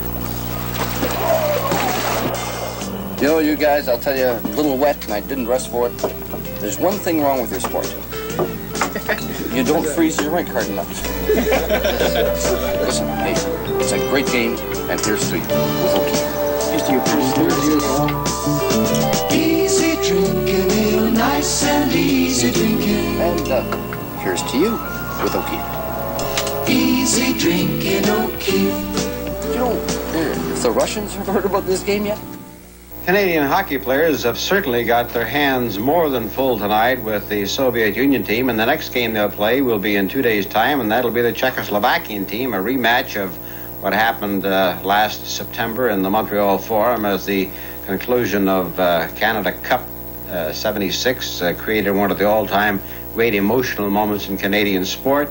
Whether or not the Russians will have taken so much out of them tonight that they won't be able to rebound or respond to the Czechs. On the other hand, it could have a reinforcing influence upon them, and let's hope that it does. Let's go up to Bernie and Tom now to talk more about the game and see if we can't put some highlights together for you. Right, Johnny, and as we mentioned earlier, the great Alexander Yakishev having just an outstanding game, and he has 3 of the Soviet goals, Tom, and he started off the scoring in the second period. Well, not only did he start off the scoring in the second period, but he has set up Balderas earlier in the hockey game, but he's just played an outstanding game. And Canadian fans, of course, know that Yakishev is a great hockey player. We didn't see him at Canada Cup. I can remember asking one of the Soviets at Canada Cup time, where is Yakishev? And they said, well, he was hurt and he wasn't ready to play in that series and so on, and that he was going to get back in shape and prepare himself for the World's Championships. And obviously this is what happened because he's been flying in this series up to date. And he's been a line mate with Shadrin for some 12 seasons, and at 30 years of age, in the past, they think that players were ready to retire at that age, but Yakishev, still a very young hockey player. Well, don't forget Maltsev on that line, too. I remember just watching him in practice yesterday. Maltsev has done a lot of the work, as a matter of fact, on 2 of Yakishev's goals. But Maltsev can take that puck, he can flip it off the ice, he moves it around. He's just a great hockey player in all aspects of the game. He can handle a puck, he can skate, he can shoot, he can work, he's tough. And we're seeing a great Soviet hockey team here this evening. 8-1, and the one Canada goal was a short-handed goal, and that rather took the Soviets by surprise. Well, not only to take the Soviets by surprise, but I think that gave Canada a little lift, especially at the end of the period. You're down 8-0 at that point. You've got a 5-minute major penalty.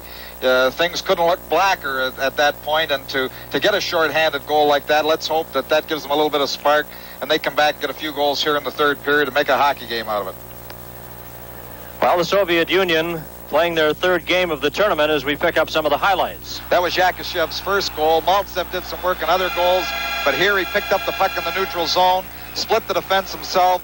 A low shot went by Jimmy Rutherford at that point on his stick side. But that's Yakushev's first goal of the second period and the second of the game.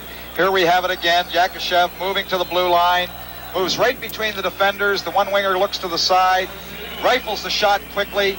There's the puck just beating Jimmy Rutherford on his stick side low and just inside the corner. Here we have the goal on the second power play by Vasiliev. The Soviet team controlling that puck inside the zone. Kapustin held on to it. Vasiliev moved in just to the top of the circle and shot all in one motion and beat Jimmy Rutherford on his glove side. Here we see Kapustin controlling the puck, moves the Canadian defender off into the high slot. Vasiliev shoots all in one motion. Just a great shot. Beats Rutherford. Now here is the Soviet team keeping the puck inside. An easy goal for Balderas. The Canadian defense a little guilty of giving the puck away inside your own zone. And those are the goals that really hurt. When you have possession inside, you give it away. And that Soviet hockey club, they don't make any mistakes. Here we have them just throwing the puck back inside. Here we have Karel Vadney throwing the puck across, trying to move the puck out quickly. It's trapped. The Soviets have just made the change. There's the quick pass into Balderas. Whoops, howdy do. Fakes the little shot, draws it to his backhand, up high inside the net. And it was 6-0 at that point for the Soviet Union. Well, here we have the goal by Balderas, or by Petrov, which was kept inside by Harlamov. Harlamov controlled the puck on his skate, threw it back to Petrov. Petrov, the old veteran. Here we have the puck thrown in. Here's Harlamov controlling it on his skate, kicking it, throwing it back in. He looks back into the high slot to Petrov, and Petrov is on his forehand here. Great shot on his forehand, just puts the puck high up over top. Here's the goal. Maltsev out-hustles Dennis Kearns for the puck, throws it back into Yakushev. The third easy goal for Yakushev is hat trick, but Maltsev doing a lot of work in beating Dennis Kearns behind that net and throwing it out in front to Yakushev for actually his third goal, but a second easy goal. Here we have Maltsev. There's Kearns trying to stay with him, trying to keep a hold of him. Maltsev fighting him off, going behind the net. Greg Smith leaves to help out. Puck comes off him. Yakushev puts it up over top of Esposito, who has taken over from Jimmy Rutherford in the nets. Now here we have McKechnie in Canada's only goal. Throws the puck over to Hampton, but he beat the Soviet defender at the blue line. And from Vienna, this is World Championship Hockey. Hey, stop this roughness. I made it with finesse. Come on, David.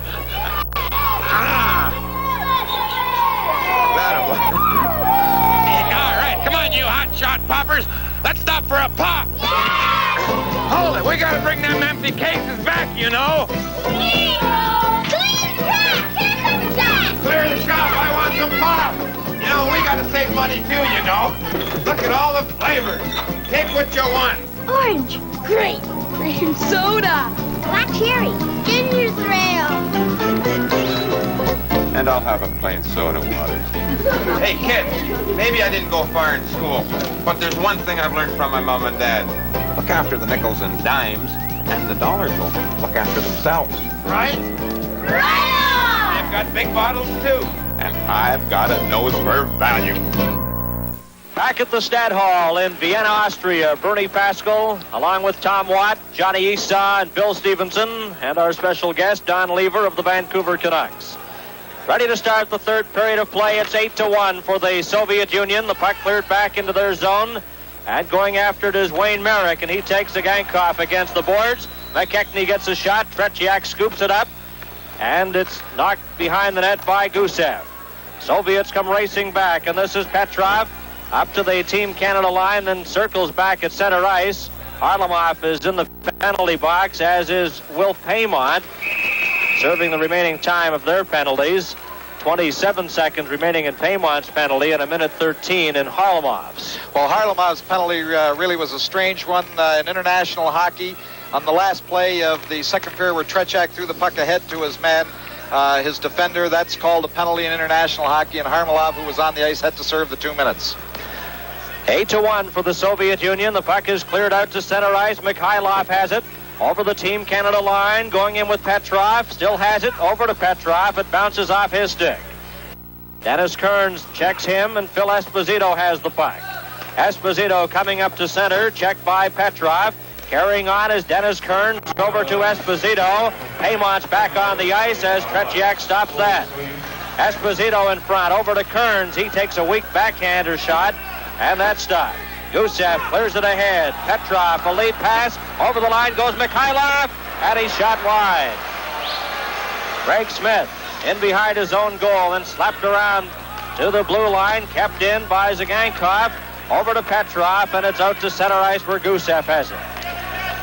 Alexander Gusev, the veteran defenseman, cleared it off the boards, and Eric Vale, number 28 for Team Canada, clears it over to an open wing, and the Soviets slap it right back in to the Team Canada zone with Harlamov.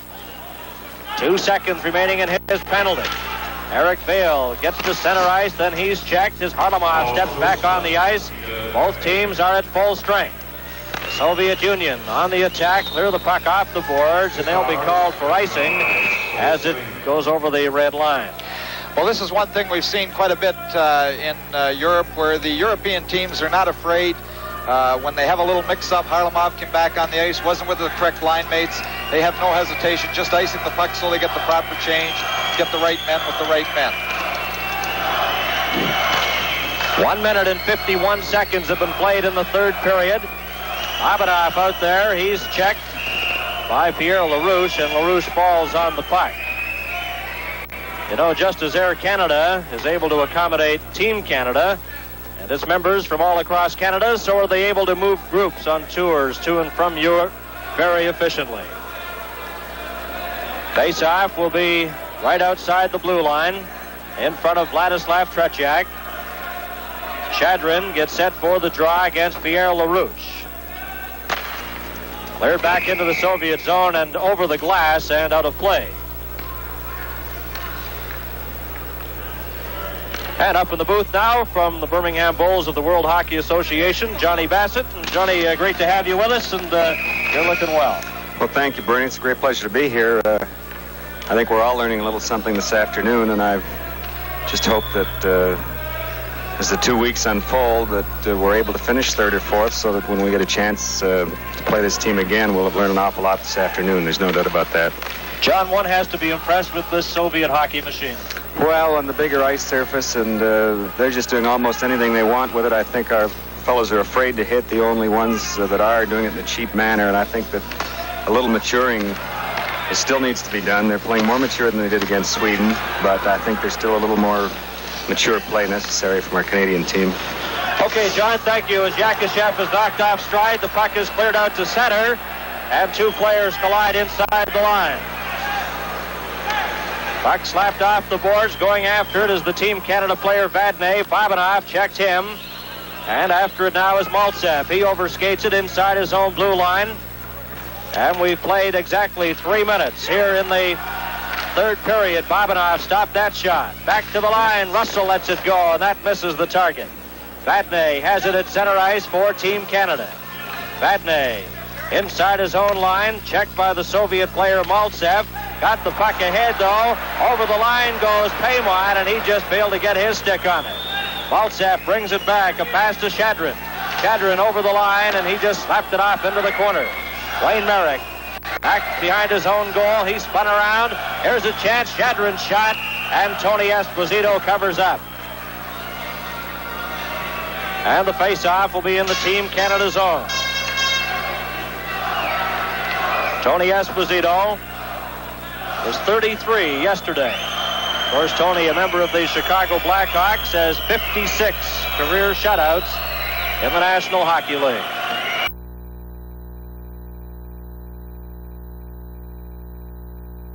gets set to drop the puck between Zlukov and Merrick. Puck goes back to Dallas Smith. Smith around the boards for Ellis. Too far for him, and Provukin forced to go all the way back into his own zone for it. Watched by Ronnie Ellis. Knocks the Soviet player down. Zlukov covers up and carries the puck back out. Up on the right side goes Kapustin. He's stopped by Dallas Smith. And it's Vasiliev, number 6. Over on the far side to Provukin. He slaps it. Kept in by the Team Canada player Dennis Kearns. And that bouncing puck goes into the corner. Merrick goes after it. Zlukov gets there first. Tries to get it out. Dallas Smith got a piece of it. And the puck finally cleared out to the Team Canada line where Dennis Kearns feeds it in. Al McAdam goes in after it. Watched by Provukin. Wayne Merrick backhands it right in front to Ellis. There's a shot by Dallas Smith. And he missed the net. Team Canada with the puck in behind the net to Merrick. Back to Dennis Kearns. His shot. Taken at the side. Team Canada players turned around. That's Al McAdam. And it's taken at center ice, and the Soviets come back 3-on-1. Pass in front, back to Zlukov. He scores! Zlukov makes it 9-1. Well, Dennis Kearns was checked and puck taken away from by Kapustin. Kapustin just made a great play, moved right in, make it look easy. Here it is, being shoved ahead from Dennis Kearns. Here we have Kapustin moving in, dropping the puck to Kapustin, back to Zlukov. He shot all in one motion behind him. From Vienna, this is World Championship Hockey.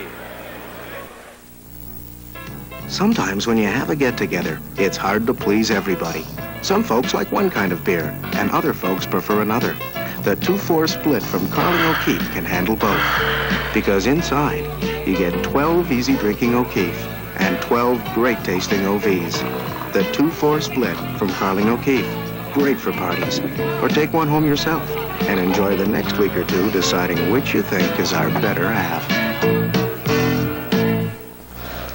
4:39, the time of the last Soviet goals. Zlukov from Kapustin. And it's 9-1. And icing right away against Team Canada. Face-off will be to the right of Tony Esposito. Walt McKechnie, number 11, moves into the face-off circle against number 16. That's Vladimir Petrov. It's back to the line. Gusev's shot. And that's just wide of the Team Canada goal. At the side of the net. Cleared back to Zagankov in front. And Team Canada breaks away.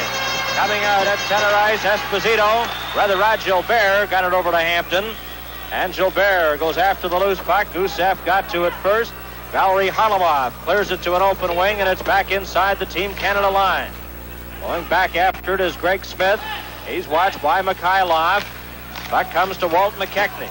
McKechnie, watched by Petrov, gets away from him, goes after the puck, drops it back to the line to Vadnais. He gets set, moves in front, and then lost the puck, and Mikhailov comes back to Valery Harlamov. Over to Mikhailov. Into the corner, checked by Vadnais. Vadnais holds Mikhailov against the boards as McKechnie took a check against the Soviet player, and he fell down. Well, one thing, Bernie, Team Canada is going to have to continue to work hard, because one thing, the Soviets will have no mercy. They'll get as many goals as they possibly can. They'll try to give it to you. They won't stop at 9 or 8. They haven't made a change. They've got 3 young players sitting on the bench. They haven't used them once in the game. They've continued with the same units, and they'll try to run that score up as high as they possibly can. So Team Canada's going to have to work right till the end. And we have 14 minutes and 23 seconds remaining in the third period. Will Paymont has the puck on right wing, stopped by Luchenko. Circling around is Yakushev, gives it to Luchenko, a bouncing puck in front. Ralph Klassen tried to get a piece of it. It's stopped by Russell and cleared outside the line. Esposito fires it into the corner, and Luchenko after it. To Yakushev. Yakushev clears it right in front, taken by teammate Shadrin. He's ridden into the boards, and the puck is at center ice. Cleared to Phil Esposito. Off the boards, a race for it, Bobinoff and Klassen. Both players missed the puck. Bobinoff falls. Up with it is Esposito. Ellis moves in front of the net. Puck comes over to Ellis, but he can't get a shot. Ellis picks up the puck, clears it in front to Esposito, and he's checked and knocked down. Ellis moves behind the net, gets the pass from Klassen. Ellis up with the puck. Put it right onto the stick, though, of Maltsev. Esposito almost got it. Yakashev drops it over to Shadrin. And the pass is on this wing behind Maltsev. Maltsev gives it to Babanov. Babanov to Maltsev, and the Soviets are on the attack again. Over the Team Canada line, Maltsev moves around Russell. Taken against the boards. Vale goes after the puck. It's back. There's a shot. And Vasiliev let it go, and Russell knocked down Maltsev, and he'll get a penalty. Well, here we have Russell pushing. Not only did he knock Maltsev down, but he's pushing with Yakashev. He's trying to rough him up a little bit. From Vienna, this is World Championship Hockey. It's an Omega. An Omega? An Omega. Your daughter owns an Olds.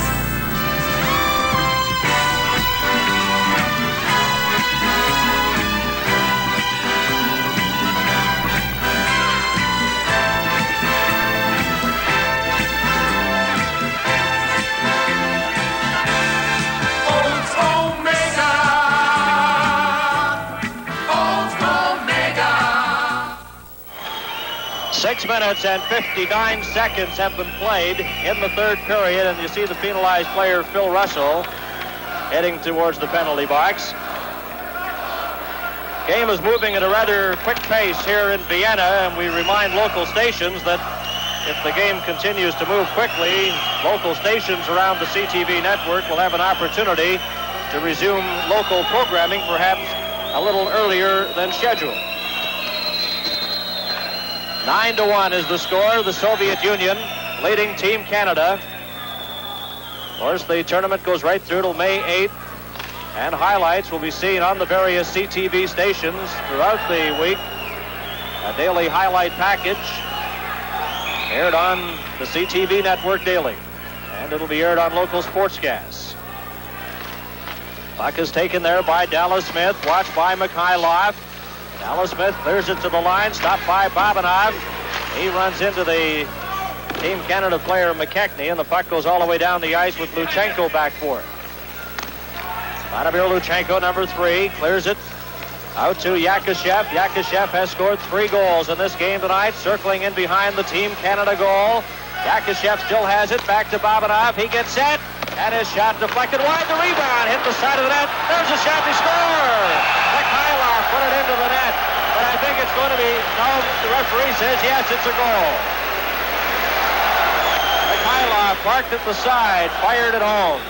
Well, there we have Yakashev in full flight. He's around behind the net, throws it out to Babanov at the point. He drops his head, blasts one to begin with. The puck comes right back out to Yakashev, who shoots it by the net. With the boards being alive, the puck comes back out to Mikhailov, who jams the puck by Dallas Smith, who was trying to cover up for Tony Esposito, who was over at the far side of the net. Now 10-1 for the Soviet Union. Dennis Kearns has the puck. A lead pass for Pierre LaRouche. LaRouche trying to get by Vasiliev, succeeds, but they can't get a good shot away. And back come the Soviets again. On the attack is Balderas, and it's offside at the Team Canada line as Balderas tried to jump away from the Team Canada defenseman, and he put his teammate offside. The linesman number 11 is Nico Toman of Holland. Speaking of Holland, an interested observer here tonight is former NHL coach Hal Leko, who coached in the Netherlands this past season. He's watching the game here at the Stad Hall. Puck is taken by LaRouche. He's checked. And breaking back is Luktov. And over the Team Canada line, but Vale breaks that up and is cleared all the way down the ice. And it'll be icing against Team Canada. Well, there we see a very disappointed bench of Team Canada, and I'm sure that that they're really down at this point, and they're feeling there's Walt McKechnie talking up a little bit. Come on, gang, we got to get back in here, get a few more goals, try to make this score a little respectable. 11 minutes and 55 seconds remain to be played in the third period. Face-off to Tony Esposito's left. Pierre LaRouche will take the face-off against Luktov. Eric Vale gets it. Drops it back in behind his own goal to Greg Smith. Over on the right side to Will Paymont. His lead pass intended for LaRouche just failed to click, and again, icing against Team Canada. And I certainly don't envy Team Canada coach Johnny Wilson. He's had not too much time to put this club together, and been a lot of strain on not only Johnny Wilson, but the entire Team Canada contingent. Well, in all fairness to Team Canada, when you have the short time to prepare for a series like this, a lot of new faces, playing against a very experienced team like the Soviets, you've got your work cut out for you. No doubt about that, Bernie.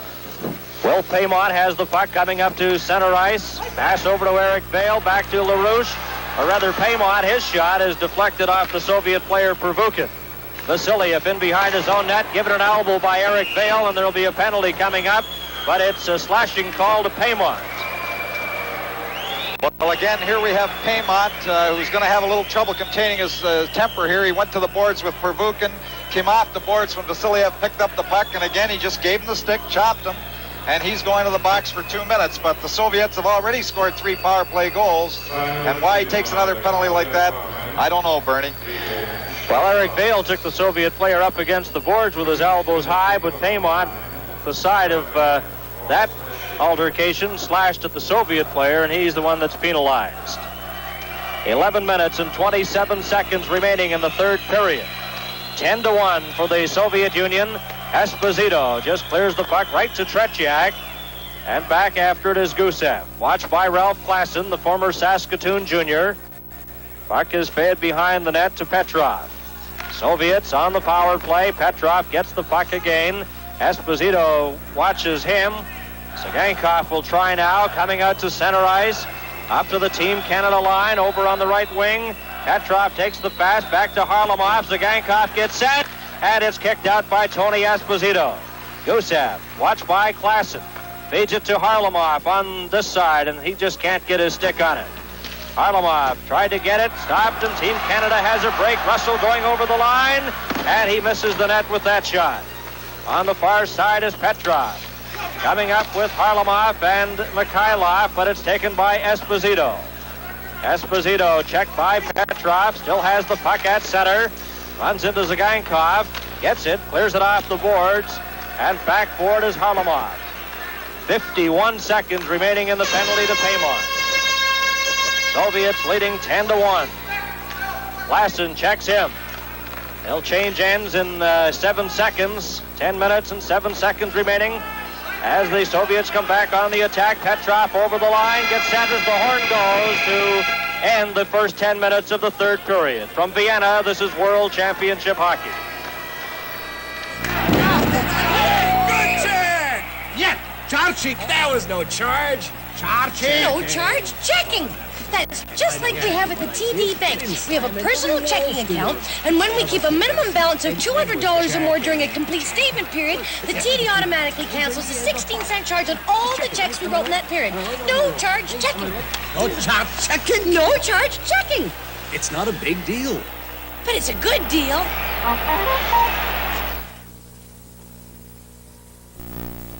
Ever wonder why Planters mixed nuts cost more than a bargain brand? Let me show you.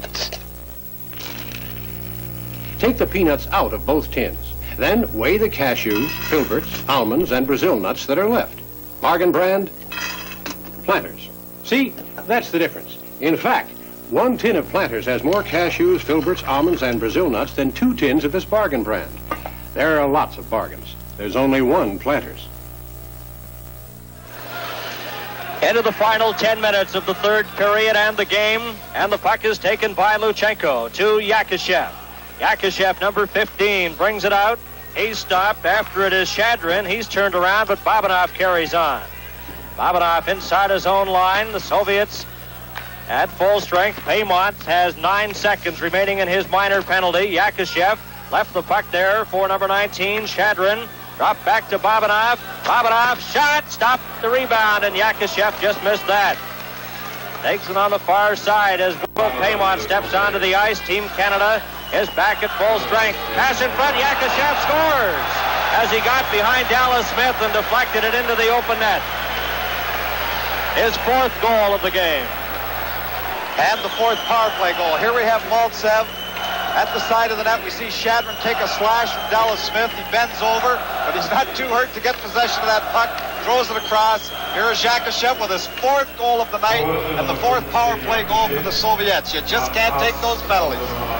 9 minutes and 17 seconds. It was not a power play goal, Tom. Paymont had just stepped on the ice. 11-1 is the score. Puck is taken by Pervukin. Up on the right side. Both teams are at full strength here. Stopped at the Team Canada line. And going after it is Pervukin. He has it at center. Drops it back. Walt McKechnie's out there at center now for Team Canada. Goes over to check the player. Baldera spins around at the blue line, and carrying on is Greg Smith. Smith to the Team Canada player. Hampton goes into the corner. Hampton has scored the lone Team Canada goal. He falls, and coming back is Lutov. Pass on the left side for Kapustin. Too far for him. It's icing, and it'll be brought back into the Soviet end. Well, there we see Shadrin on the Soviet bench holding his arm, taking that little bit of a slash there off the side of the net before he made the play for the last Soviet goal across to Yakushev. But Dallas Smith was trying to put a little lumber on him, not to give him the freedom in front of the net when they scored just as Paymont was coming out of the box. Not a full house here in the Stat Hall for this game tonight. There's a shot, and Tretiak grabs that. Not a full house, but a sizable crowd on hand witnessing this game this evening. Ticket prices are astronomical. The best seat in the house for any game here is $27. The cheapest seat is $7. Well, a lot of the locals can't afford those prices, obviously, Bernie, and it's showing in the attendance. I don't think we've had one full house, have we, in any of the games? No, right. Some of the games have attracted crowds of as little as 1,200, but those are the early morning games. Gusev goes in behind his own goal. Soviets are leading 11-1. Harlamov tries to break away, but Vadnais checked him. Vadnais then backhands it. It's deflected down the ice by Walt McKechnie. And Gusev goes back after it. Number 2, McKechnie checks him. Rod Gilbert goes in. His shot stopped. Rebound in front. Tretiak made the initial stop. Gilbert tries to get the puck in the corner, runs into the Soviet player. And they get their sticks up, but nothing happens. Hampton checks Gusev. Comes around to the far side to Greg Smith. Watched by Mikhailov. In behind the net is McKechnie. McKechnie is knocked against the boards, and Gusev has the puck. Gilbert checks him. Kept in at the line.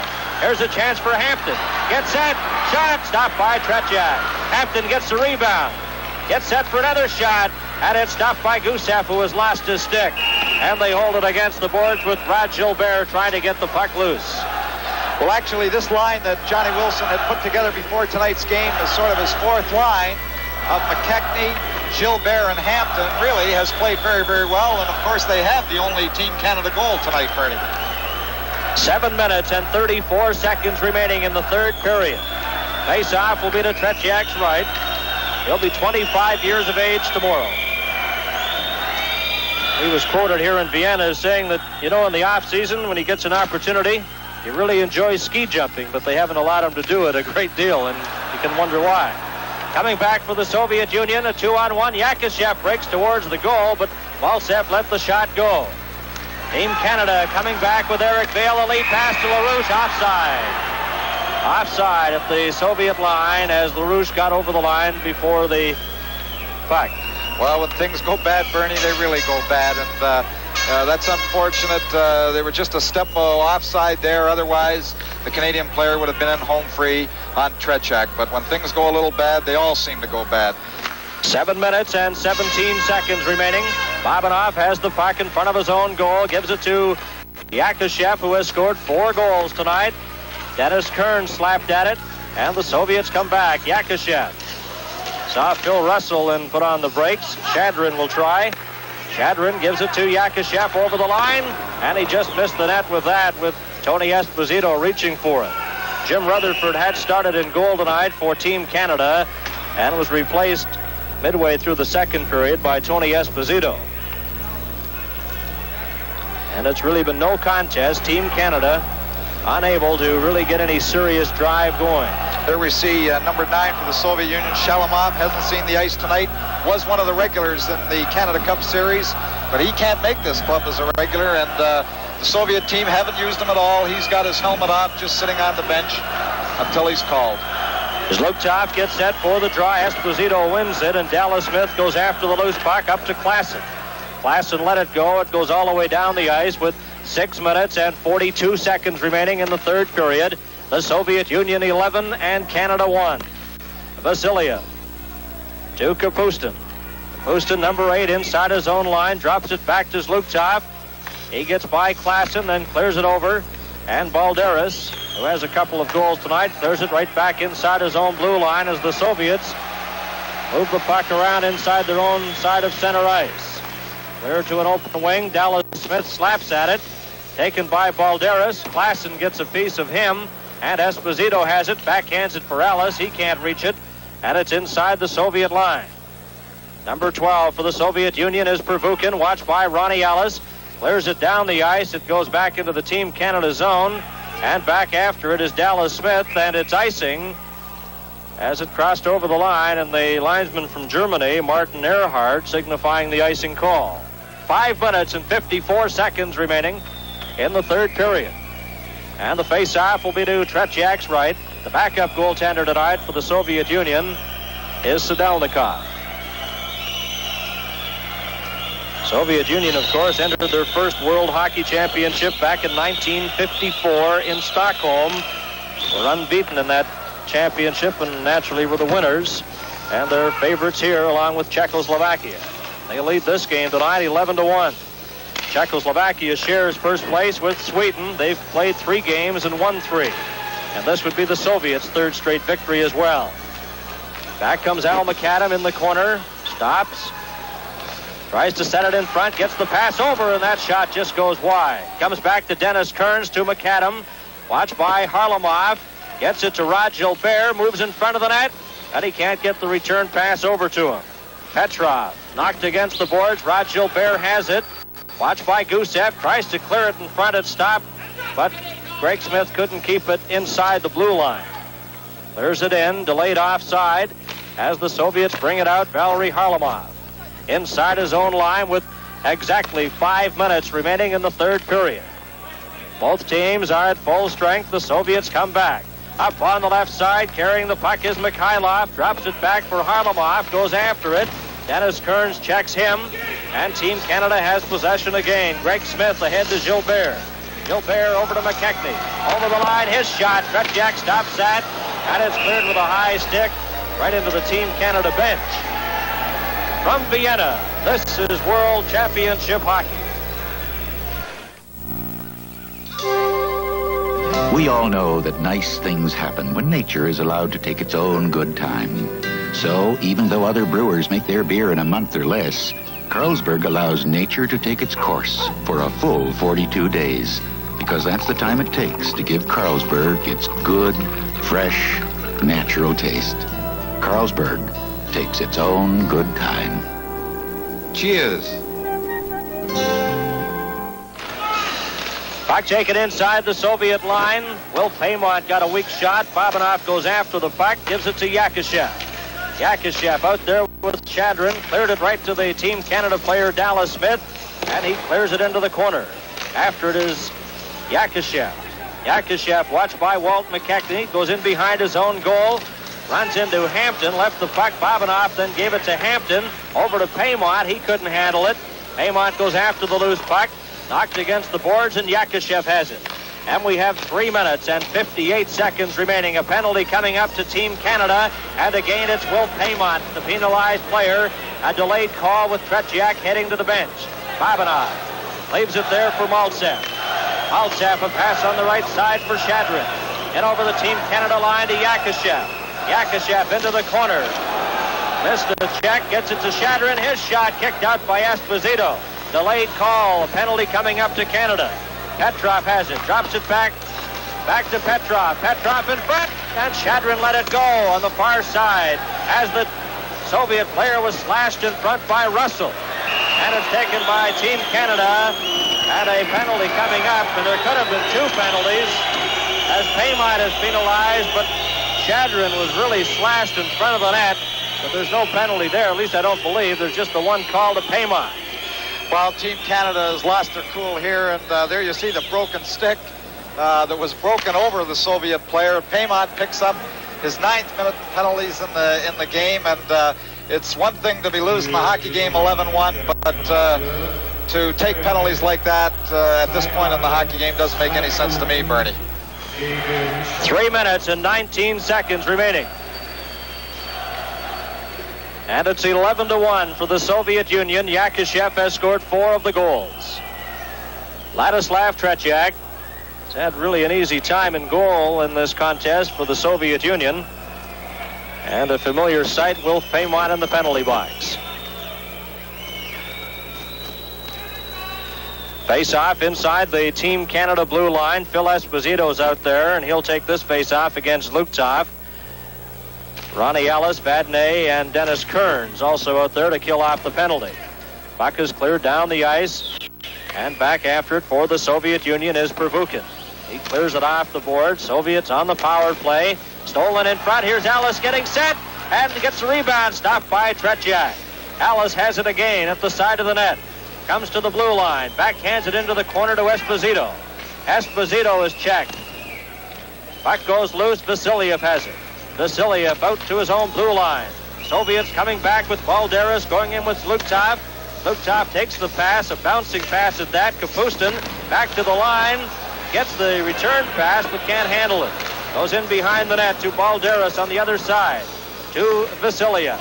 Vasiliev gets set, returns the pass to Balderas, lets it go, and that's wide. And it comes to the Team Canada player Ellis, and he clears it to Esposito. 2 minutes and 22 seconds remaining in the third period. Esposito circling around center ice. Slaps at it, and it goes up into the Soviet bench and out of play with 54 seconds remaining at Paymont's penalty. While Phil Esposito hasn't had a great offensive series so far, but one thing that he has done well, when he gets possession of the puck, and the Soviets don't give it to you very often when they have the man advantage, but when he gets possession of the puck, when Team Canada is shorthanded, he has done a very good job controlling it, trying to delay, trying to keep that puck away from the Soviets. Because once they get it, they're very dangerous with it, especially when they have the man advantage. Pair of 16s at center now. Petrov for the Soviets and Pierre LaRouche of Team Canada. 2 minutes and 5 seconds remaining in the third period. The Soviets 11, Team Canada 1. Zagankov comes over the line, gives it to Harlamov. Gets by Greg Smith in front to Gusev. Back to Zagankov. He's trying to set something up. Paymont still in the penalty box, has 28 seconds remaining in his penalty. We're into the final 2 minutes of the third period in the game. That rolling puck steered into the corner. And after it is Mikhailov. Mikhailov clears it up on the left wing side. The Soviet player Zagankov over to Harlamov. Harlamov just let it go, and Greg Smith has it in behind his own goal. Greg Smith, number 3, a member of the Cleveland Club of the National Hockey League. He's a native of Ponoka, Alberta. He takes the puck over the line, stopped, gets it to Eric Vale. Vale tries to set it up, clears it in front to LaRouche. His weak shot is stopped by Tretiak. 1 minute and 9 seconds remaining in the third period. Coming back, Mikhailov in over the Team Canada line. Harlamov breaks towards the goal. Puck comes over on the far side. Zagankov gets set, and that's steered into the corner by Tony Esposito. Mikhailov, we're into the final minute of play. Puck cleared in front, knocked down by Harlamov. Watched by Eric Vale. Vale checks him, but they can't get it out. Soviets on the power play. Into the corner. Harlamov is checked there by Phil Russell. And Greg Smith falls on the loose puck. And the face-off will be to the left of Tony Esposito. And there's Greg Smith, the native of Ponoka, Alberta. Went to Colorado College.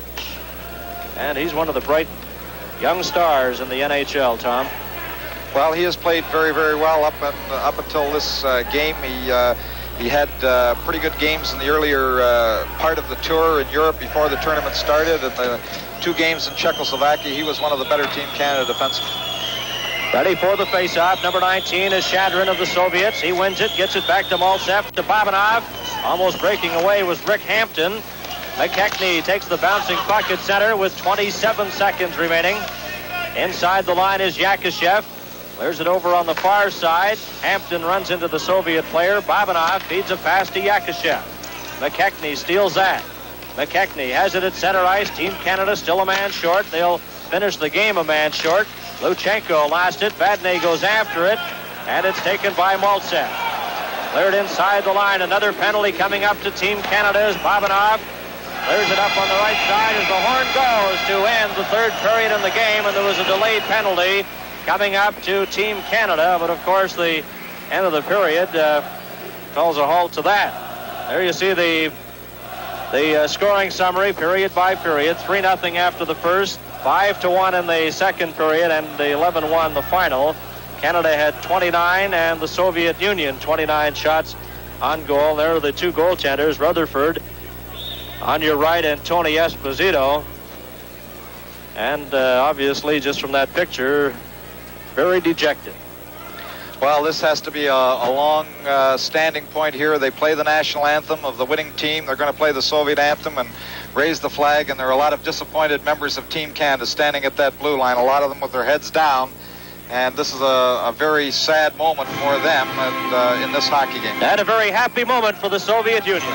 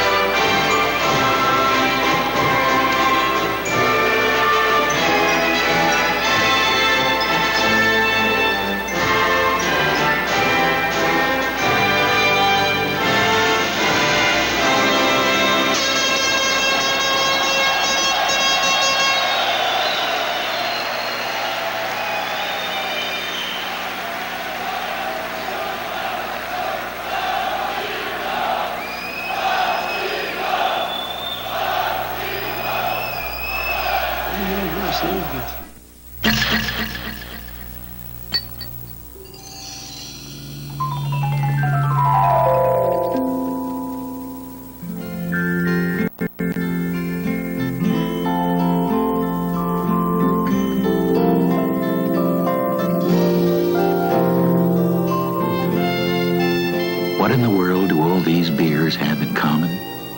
The yeast used to brew them comes from a very special strain of yeast. Its name, Saccharomyces carlsbergensis, developed by Carlsberg breweries. Today, more than 175 breweries around the world, including all the breweries in Canada, can thank Carlsberg for helping their beer taste better. And if you think their beers are good, wait till you taste the original. Cheers!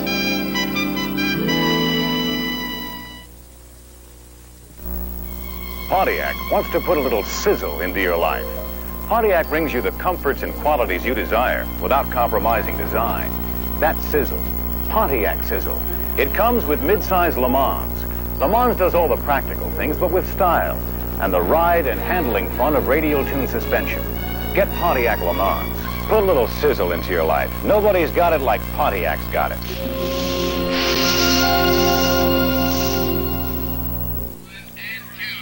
Well, just as the door opened, we got word from the control room that the Eagle had landed. Well, the Eagle is here, and I wish we had more than an 11-1 hockey game to talk about, but unfortunately that is a record now, and I'm sure that all the fans across Canada who have had so much fun in the elation and nights of victories that your teams have provided. They're suffering as much tonight, but it's still one hockey game. Well, it's a tough one, though, John. It's a demoralizing one. The first 4 or 5 minutes of the game, I thought that Team Canada was going to get a goal or two and take the heat off and maybe put the pressure on the Soviets. They couldn't get it by Tretiak. That happened against the Swedes the other night. It's about time our team started putting the puck in the net, and if they do, we'll see how other teams can come from behind. But to get behind 8-0 before you score your first goal is demoralizing for your team, for your fans, and these players now have a tough job ahead of them. When we came over here, we knew we'd be running into a hornet's nest because the Soviets are still upset since the Canada Cup, and the Czechs are anxious to gain revenge, and they're here with their best teams. We're here with a group of players who are giving their best for their country in very difficult circumstances, so I'm not going to demean their performance at all. The Russians are a group of 30 to 32-year-old hockey players. Some have played together 12 years. The Czechs haven't changed for 8 years. Take the Montreal Canadiens. 1 or 2 changes a year. I'd like to take them tonight. Great hockey game. I mean, it's really an unfair test to put this group of hockey players in, and yet it's something you had to do. Otherwise, there would have been no Canada Cups, I presume. Well, if we hadn't made the commitment to come here for this tournament with a team of players who were out of the playoffs or out of the first round, we wouldn't have had the Canada Cup. And we can't expect the Europeans simply to always play the rules and play the game by our rules. It's a quid pro quo, and we have to deal with them. For 1980, I've already structured discussions with the Czechs and with the Soviets about a 1980 Canada Cup, and it may mean we may have to take pummelings like this in 77, 78, and 79, but to get our best against their best again in 1980, I think it's worth it. Al, that brings about a question. I have been asked, and this is prior to this game now, by a number of the European correspondents about a rumor that's very prevalent over here, and that is that Canada will be pulling out of the World Championships again after this year. In other words, will not be playing next year in Prague. Can you clear it up for us? Our position from Hockey Canada's point of view is that we are honoring our commitment that came out of the Canada Cup, and we will review after this tournament with the International Ice Hockey Federation and with our own people in Canada as to what our future participation will be. I think, as a Canadian, it's worth having a team over here to play. There's a lot of pressure from Canada saying don't go unless you can send your best.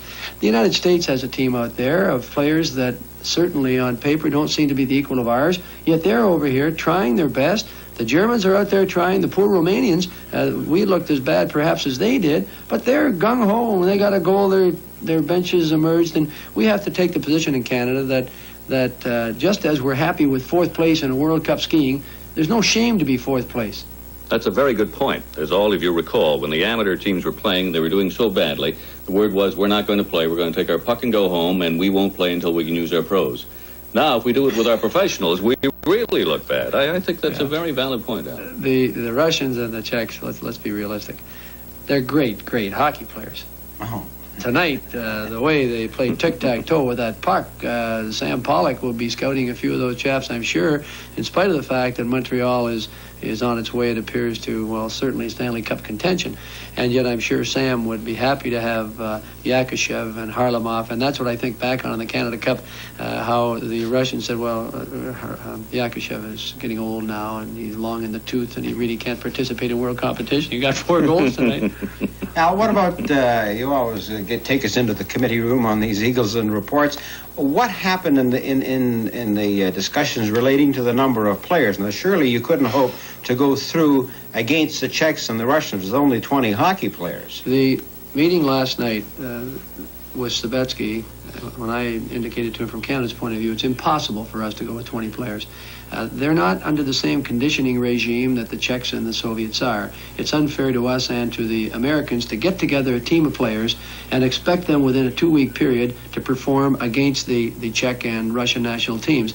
Sabetsky was quite reasonable about it, and I think these are types of discussions we'll have before we commit to Prague and to Moscow in 1979 and to Stockholm in 1980. I think such other things as arranging the referees in a different manner. In the Canada Cup, we let every country discuss the refereeing. Here they have 4 men one North American, Hal Trumbull from the Amateur Hockey Association of the U.S., and 3 Europeans, and they make a recommendation, and we hear at the last minute, well, here's your referee, and we wanted Jim Nagels, a North American referee, for one of our important 4 games between the Czechs, the Soviets, and the Swedes. And they simply said, oh, no, it's impossible, because the clubs must agree on the referees. Now, you can imagine how long it would take to run the National Hockey League or WHA schedule if they waited for the general managers of each club to accept a referee for a particular game. Now, would you go to one more round of playoff teams eliminated next year, or is that not practical from point of view of from time to get together? Will it be any more advantageous? It's something that we're going to have to review with the NHL owners and the WHA owners, and that's why I think we have to look at a long-term package, a 4 or 5 year commitment involving our international competition in North America, bringing clubs over from Czechoslovakia and the Soviet Union, and in conjunction with that, a series of commitments for Prague next year, Moscow the year after, and Stockholm in 1980 before a Canada Cup. Unless I can convince the National Hockey League owners that there's value long-term for them in all of this, they're going to say, look, Al, we're doing our best, but we've got troubles in our own businesses, and we think you're asking too much if you ask of us to let players who come out 1 round later. I would like to see Sittler, McDonald, Thompson, Turnbull, and a few other players on the ice. There's another point, though, and some of the players feel this way, Al. They feel that bringing in the players late destroys the momentum of the club and destroys the harmony and really hurts rather than helps. And next year, I think the right way to do this, even if it starts 4 or 5 days later, I think is to give a 3-week crash course to 20 hockey players, and you ride with them. I think the upsetting factors, as you said, Bill, hurt this team psychologically and mentally. There's no question that the black sheep, as they're called, are an important part of this team, and yet the minute we had to choose 20 out of 31, there was different thinking. Suddenly it was 2 pieces in one team. And we had to move them out to another hotel. We couldn't get any cooperation from the Austrian Federation on that.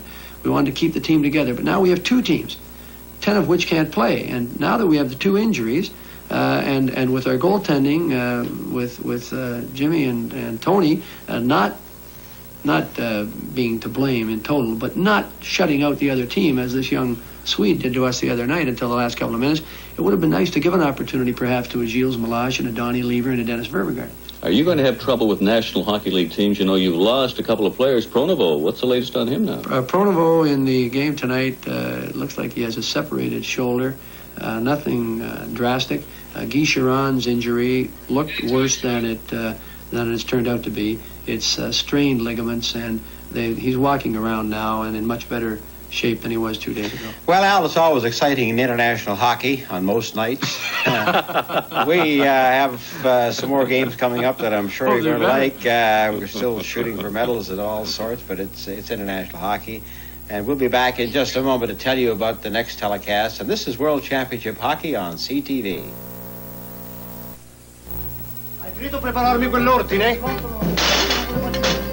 Hanno venuto altre 4 persone. Oh, mi devi cambiare quello.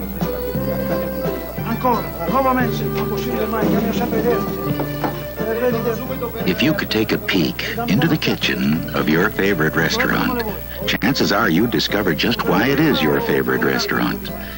You'd probably find that the chef insists on nothing but the finest, fresh, natural ingredients, because he knows that you'll know and appreciate the extra care and good taste. The Carlsberg brewmasters feel this way about making beer. They believe there is no substitute for the best natural ingredients. And really, that's what helps give Carlsberg its good, fresh, natural taste. You could say Carlsberg believes in brewing what comes naturally. Cheers. Well, I'd like to thank you very much, Al, for appearing with us tonight, despite the fact that it was 11-1.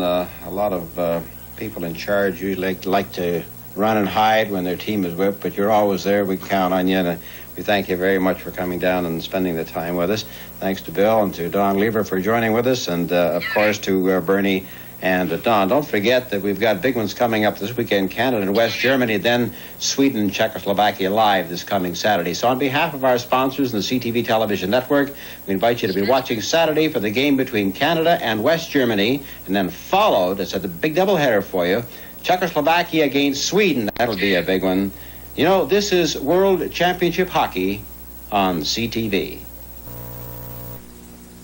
The World Hockey Championships have been brought to you by General Motors of Canada Limited and Carling O'Keefe Breweries. We sincerely hope you've enjoyed the game.